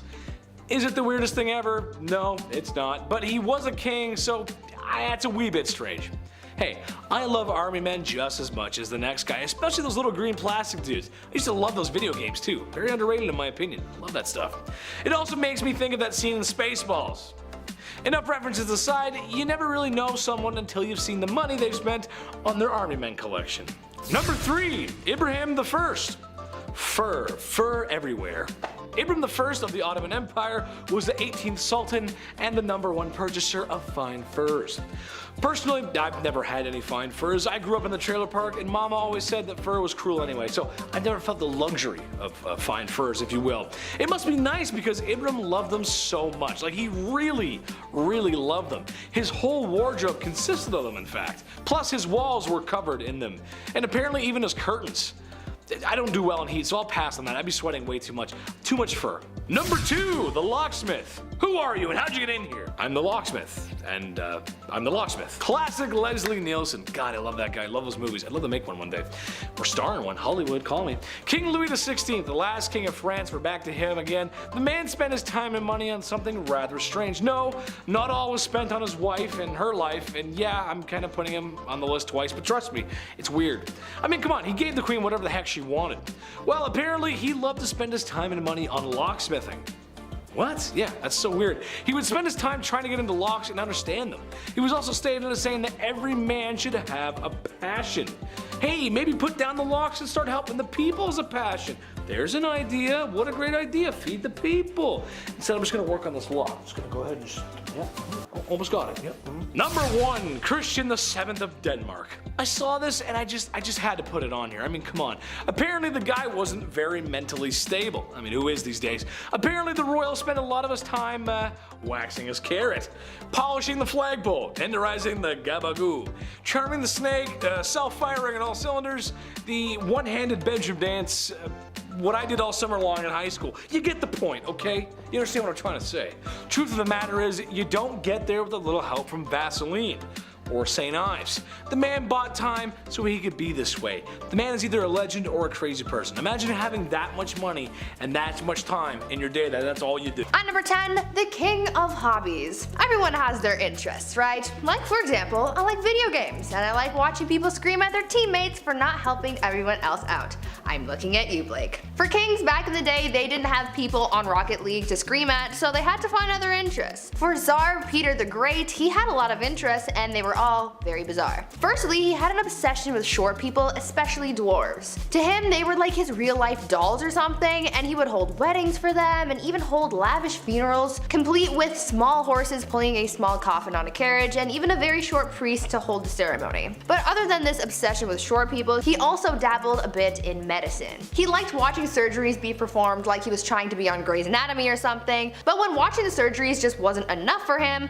he would sometimes perform them himself. Now remember, he's not a doctor, so it's no surprise to learn that these surgeries rarely ever went well and people died. I certainly wouldn't trust him to give me any kind of surgery, but he was a king so he could do whatever he wanted. Peter the Great also loved dentistry. It is said that if you wanted to get all buddy-buddy with the king, all you had to do was let him pull your tooth. Sounds like the guy was one heartbreak away from starting his own medical drama, but in the worst way. Number 9. Banning coffee. This is the worst of the worst, people. Murad IV, Sultan of the Ottoman Empire. The guy banned coffee like an absolute monster. No more triples for you. He was born in 1612, and for the most part, his mother was ruling through him because he was so young. That's often the case with most of these young rulers. They just get, hey, you're 7, now you rule a kingdom, enjoy. It's tough, they're not gonna know what's going on. But when he got a little bit older, he put forth these laws, punishable by death, might I add, in order to get things back on track. That was the key. He banned coffee, tobacco, and alcohol. He would actually disguise himself as a civilian during the nighttime and would wander around aimlessly in hopes that he would find one of these dark roast renegades. If you were caught outside having a quick smoke break, you weren't arrested, you didn't get fined, but rather, Murad IV himself would take your head off right there in the streets. No trial, no jury, just straight to execution. All because you're drinking a Bud Light Lime. At number 8, why you mad? Now this could be a bit of a controversial opinion, but if your name includes the words the mad, I would assume that you're not doing too great, right? I mean, you have to earn that title, and if it's a title that harsh, that simply begs the question, what in the HE double hockey sticks did you do to get that name? Well, for Charles the Mad, he did a lot. Charles became king when he was only 11 years old, so that certainly didn't help his development, and knowing this kind of helps explain a lot of his actions. He was known for getting really angry and throwing fits of rage, and was known to give people the gift of the big sleep, if you know what I mean. Charles didn't always kill people though, only sometimes. Other times he liked to switch things up. Sometimes he would run around his palace pretending to be a wolf. Other times he would go through phases where he just really didn't want to keep up with his personal hygiene, and he would get so gross that he literally had to be cut out of his own clothes. Now I don't know how long you have to go without bathing to get to that point, but really I don't think I want to know the answer to that question. Charles also thought that he was made of glass, and so he would go through phases where he would sit completely still so that he didn't break. Kind of like Drax from Guardians of the Galaxy, but not as, extraterrestrial. Well, maybe he was. That honestly would explain a lot. Number 7. Party hard. Zhu Huzhou was the emperor of the Ming Dynasty in the early 1500s. Now, lately we've been talking about kings and queens. We're on part 2s for both now, and there's a good amount who simply just aren't ready. They're too young to rule. Like Joffrey from Game of Thrones. Kings like that actually existed. They were horrible. They were young, they were too young to know what was right and wrong. Plus, they usually have some corrupt parents whispering in their ears the entire time. Zhu took the throne at just age 14, and for a while, ministers were confident that he would grow into the role and become the leader that he was born to be. Well, when he got older, he transformed a zoo just outside of Beijing. He transformed it into his own personal brothel. Yum. I mean, on one hand, I'm glad the animals are free, but like a zoo? You couldn't find a more romantic place? Can convert an Applebee's to a brothel, maybe? I don't know, something with AC? His final days were spent partying, and some would say a little bit too hard. He got intoxicated and fell from a boat. That's how he ended his life. Honestly, not a bad way to go out. Pretty OG. At number 6, love game. A lot of kings and queens throughout history have been known to engage in the horizontal hustle a lot. I mean, when you're a ruler of a kingdom, you don't really have much to do in your spare time, so what else are you gonna do? Play a board game? No. These monarchs were getting busy all the time, but there was one king who was just so obsessed with getting a good old pickle tickle that it just became his whole personality. King Philip V was known to be a nymphomaniac, and he liked doing the deed a lot, but because at the time, the Catholic Church said that having sexy time with anyone but your spouse was a sin, the king and his wife were getting busy all the time. Eventually, his first wife caught on to how to use this to her advantage, and she would often refuse to sleep with him until she got her way with anything she suggested or demanded from him. You would think that he would catch on to this game, but maybe his urges were just so strong because he always caved and gave her what he wanted. Obviously, this man did not follow Hoodville. Absolutely not. Just to give you guys an idea of how obsessed this guy was, when his wife was on her deathbed, before she went he literally tried to get one last bang in. On her deathbed. Like, dude, not the time. Number 5. George V. We love hobbies here on BumbleBee. I mean, I used to collect special quarters growing up. I swear to God. The only time I've ever been good at saving money was when I was 12. I would see one of these and be like, don't touch it. George V turned out he loved stamps. A lot. Like a lot. Since he was a wee young lad, he was collecting these little guys. Here's the unusually impressive part about him though and his hobby. He continued to collect stamps during World War I. This guy was busy, everybody's trying to stay alive, and George is just licking stamps in the library like a prince. Like all collections, it started at an early age and now it's at the point where it's past impressive and it's just borderline strange. This guy had albums on albums of stamps. He had around 330 albums, each with 60 pages full of stamps. Quick maths, that's like 20,000 pages full of stamps. So naturally he was nicknamed the King of Stamps, or rather the King of Philately, the official term for collecting stamps. It's a nice word. Philately. Back in 1905, he set an all-time stamp record, which I didn't even know that was the thing, and it was the most money ever spent on a single stamp. The guy dropped like 220,000 US on a single stamp. Somebody even asked the prince down the road if he had heard about this idiot who spent 1,400 pounds on a stamp, and he was proud of it. He was like, that was me, you wanna see it?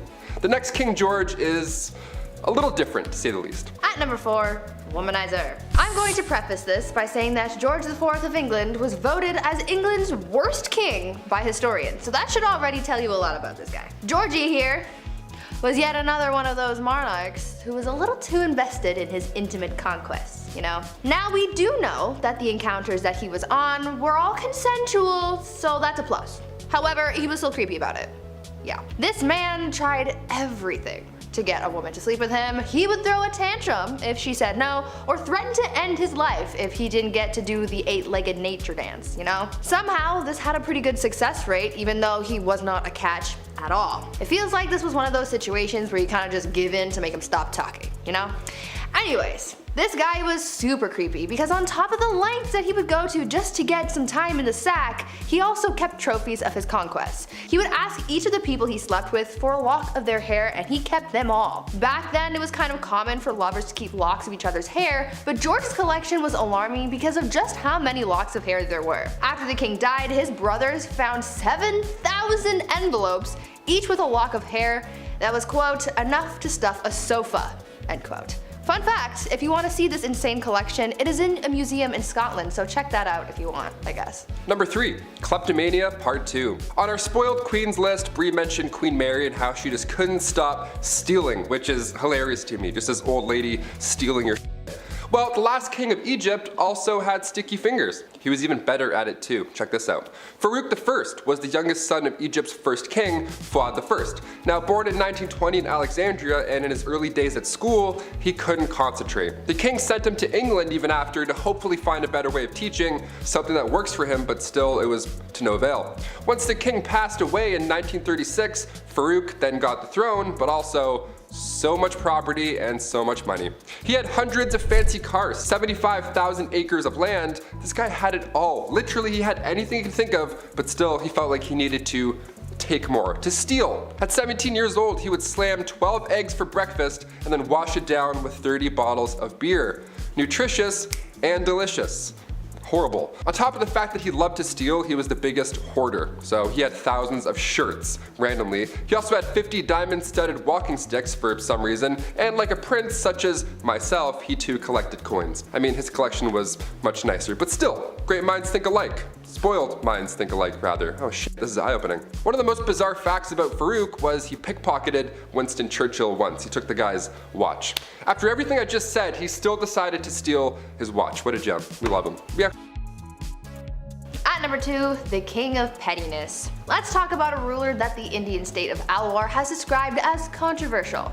If his own people are calling him controversial, then you know something's up, and boy, you better strap in because you're in for a wild ride with this one. Maharaja Jai Singh was pretty eccentric in a pretty dark way. He was known to have a temper and act on impulse, and he did some very questionable and downright scary things. He was known to be very competitive and hated to lose. One time, while playing polo, he and his team lost, and so in retaliation, he blamed the horse he was using and made the horse get extra crispy. He fired his horse.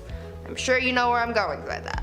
If not, use your noodle, I don't know. Unfortunately, the cruelty towards living things didn't stop at animals, and he was also known to kidnap women from the streets and go all criminal minds on them. On a slightly lighter note, though, the Maharaja was also known to be very petty. Once he went into a Rolls-Royce dealership, and the person working there thought that he was broke and ignored him. Thinking that this was insanely rude, he bought 7 Rolls-Royces, sent them back to India, and used them to pick up garbage. This guy was really just doing the absolute most. And coming in at our number 1 spot, King Ludwig II. Home renovation shows rock my world. I can watch, love it, or list it for months at a time.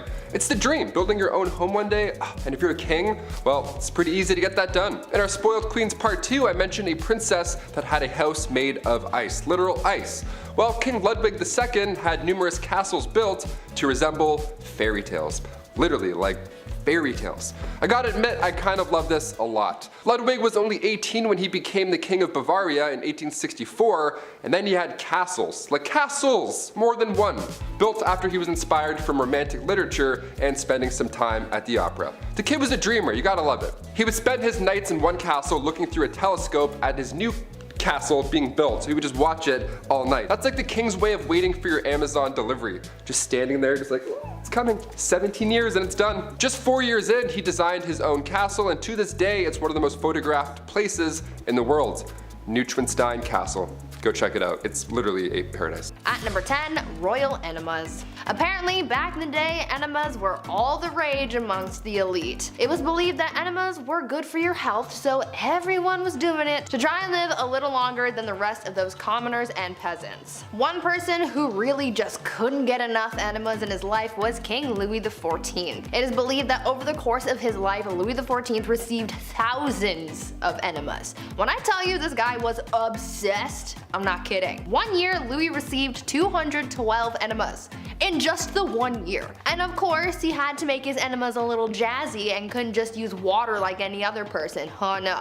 My guy was using things like almond milk. His enemas were also sometimes scented with orange or rose, and sometimes even colored just to make it a little more special. To get an idea of just how obsessed the elite were with receiving enemas, just think about the fact that a French duchess once received one during a court ball. The duchess was in the middle of having a conversation with Louis XIV, and during this conversation, one of her maids came over, snuck under her dress, and gave the duchess an enema on the spot. Ew. These people were so weird. At number 9, pampered pony. I'm sure I can speak for most people when I say when you have a pet, you love and care for that thing like it is your child, right? Well, one Roman emperor might have taken that concept a little bit too far, because saying that he was obsessed with his horse is an understatement. The Roman emperor known as Caligula had a horse named Incitatus. Caligula was a horse racing enthusiast, so Incitatus was his pride and joy, and not too many people were all that thrilled about it, to be honest. When I tell you this horse was treated better than most people have ever been, I'm not kidding. The horse's stall was made out of marble, his manger was made out of ivory, and he was even fed oats flaked with gold. Caligula was also very adamant about his horse receiving a good and restful sleep before a race, and he was so serious about it that he made guards stand outside of the horse's stable to make sure that the horse remained undisturbed while it slept.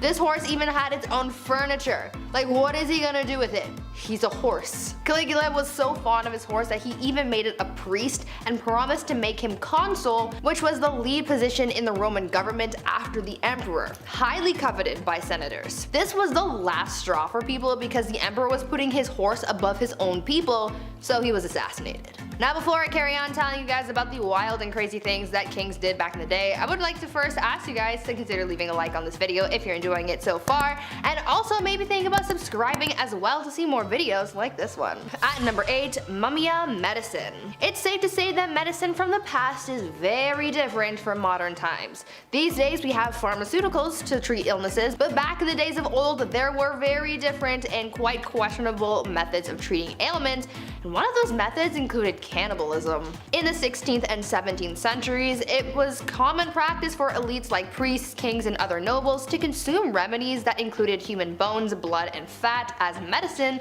to treat ailments from headaches to epilepsy, and this practice was called mumia medicine. At first, it started with people using Egyptian mummies and skulls from Irish graves for use in medicine, as bones would be ground and used in different tinctures for various uses. But soon, other parts of the body started to be used. Human fat was later used to treat ailments on the outside of the body, and blood would be consumed as well, as it was believed to contain the vitality of life. Several monarchs were known to use mumia medicine, like Charles II and William II of England, Francois I of France, and Christian IV of Denmark. At number 7, kissing sheets. For thousands of years, monarchs worried about the threat of being poisoned by their enemies, and so they thought of an array of precautions to take in order to prevent being taken out by some kind of spicy death sauce or something. Many monarchs hired tasters to try their food before it was given to the king to make sure that it wasn't poisoned, but some monarchs were also afraid of being poisoned through something that they touched. This is why Henry VIII hired someone with a very important job to make sure that his bed wasn't poisoned. The person who was tasked with making the king's bed was also required to kiss every part of his bed in the morning. They would kiss the pillows, sheets, and blankets to prove that someone hadn't smeared poison on it. The king was also concerned with people poisoning clothing too, so his clothes as well as his son's clothes were also tested for poison before getting dressed. At number 6, eternal youth. I know that there are a lot of people out there who want to live forever. I am one of those people. I am afraid of dying, but I also want to see what humanity will look like many years from now until the sun consumes the earth. Unfortunately, that's kind of impossible, at least for now, until we come up with some kind of way to make people live longer. But this idea of prolonging your life has been around for thousands of years, and one Chinese emperor was super obsessed with the idea and really tried his best to live for at least another 10,000 years. Emperor Ying Zhang was obsessed with finding a magic elixir that would make him live longer, and he demanded that his subjects find this immortality elixir for him. Now, even though he brought a lot of prosperity to people during his rule, he never let go of his demand for immortality, and it put a lot of pressure on his underlings to find him something to help him live forever, but obviously that didn't happen. He was so concerned with his lifespan that he even brought magicians into his court. His obsession alienated him from his people, and after all of that effort trying to live longer, he died at the age of 49. At number 5, no bathing. These days, bathing is kind of a necessary thing. Gotta be clean, you have to smell nice, you have to practice proper hygiene. But back in the olden days, this was the complete opposite, and nobles rarely ever bathed, and it was kind of a trend. Over time, physicians began to believe that bathing was dangerous, and obviously the nobility tried to protect their lives and well-being at all costs, and so they just stopped bathing. In a popular 16th century medical book, it was advised, quote, "Use not baths or stews nor sweat too much, for all openeth pores of a man's body maketh the venomous air to open and for to infect the blood," end quote. So yeah, they thought that taking a bath would make you sick. In the late 15th century, Queen Isabella of Spain would go around bragging about the fact that she had only ever bathed twice in her whole life. Weird flex, but okay. King James IV apparently never bathed, and his hygiene was so bad that he passed on lice to other people who went into a room that was frequented by the king. He also never washed his hands before eating and would just rub his fingers with the wet end of a napkin. These people were gross. At number 4, prankster king. You know that you're a spoiled king when you can pull pranks on people constantly and never have anyone try and stop you or fight back.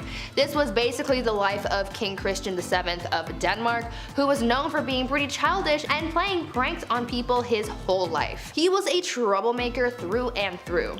He was known to play pranks on his grandmother by putting pins in her throne, and he would throw things at her, and he even ran through the streets with his friend and his mistress, destroying shops and patronizing brothels. He even made his own torture rack, had himself tied to it, and flogged.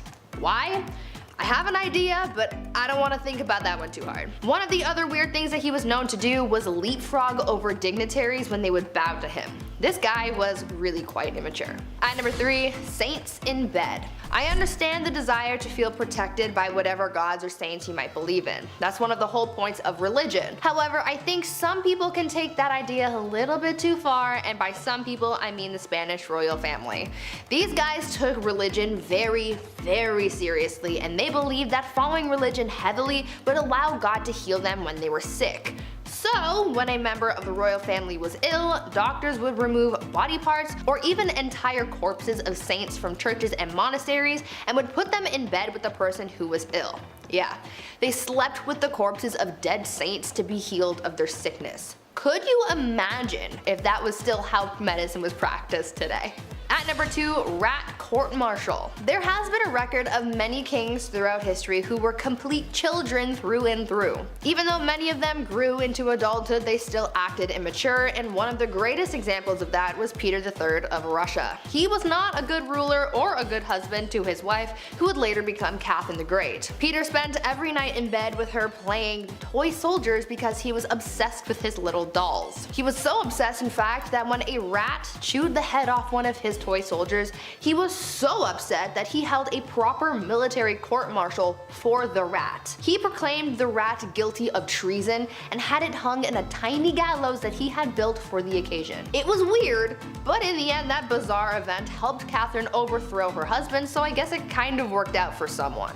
And finally, at number 1, groom of the stool. Guys, I found the worst job in history. You think working at the 1-star Domino's Pizza in your neighborhood is bad? Wait until you find out about the groom of the stool. The groom of the stool was a job created during the reign of Henry VIII, where the role was to monitor and assist the king in his bowel movements. They would carry around a commode at all times, and they were also tasked with monitoring the king's diet and meal times, and would organize the king's days around his break times. They were also tasked with undressing the king for him to do his business, and it's also been suggested that they would have had to, quote, cleanse the royal posterior as well. Sounds like a pretty crappy job to me, but I'm not funny. I'll leave.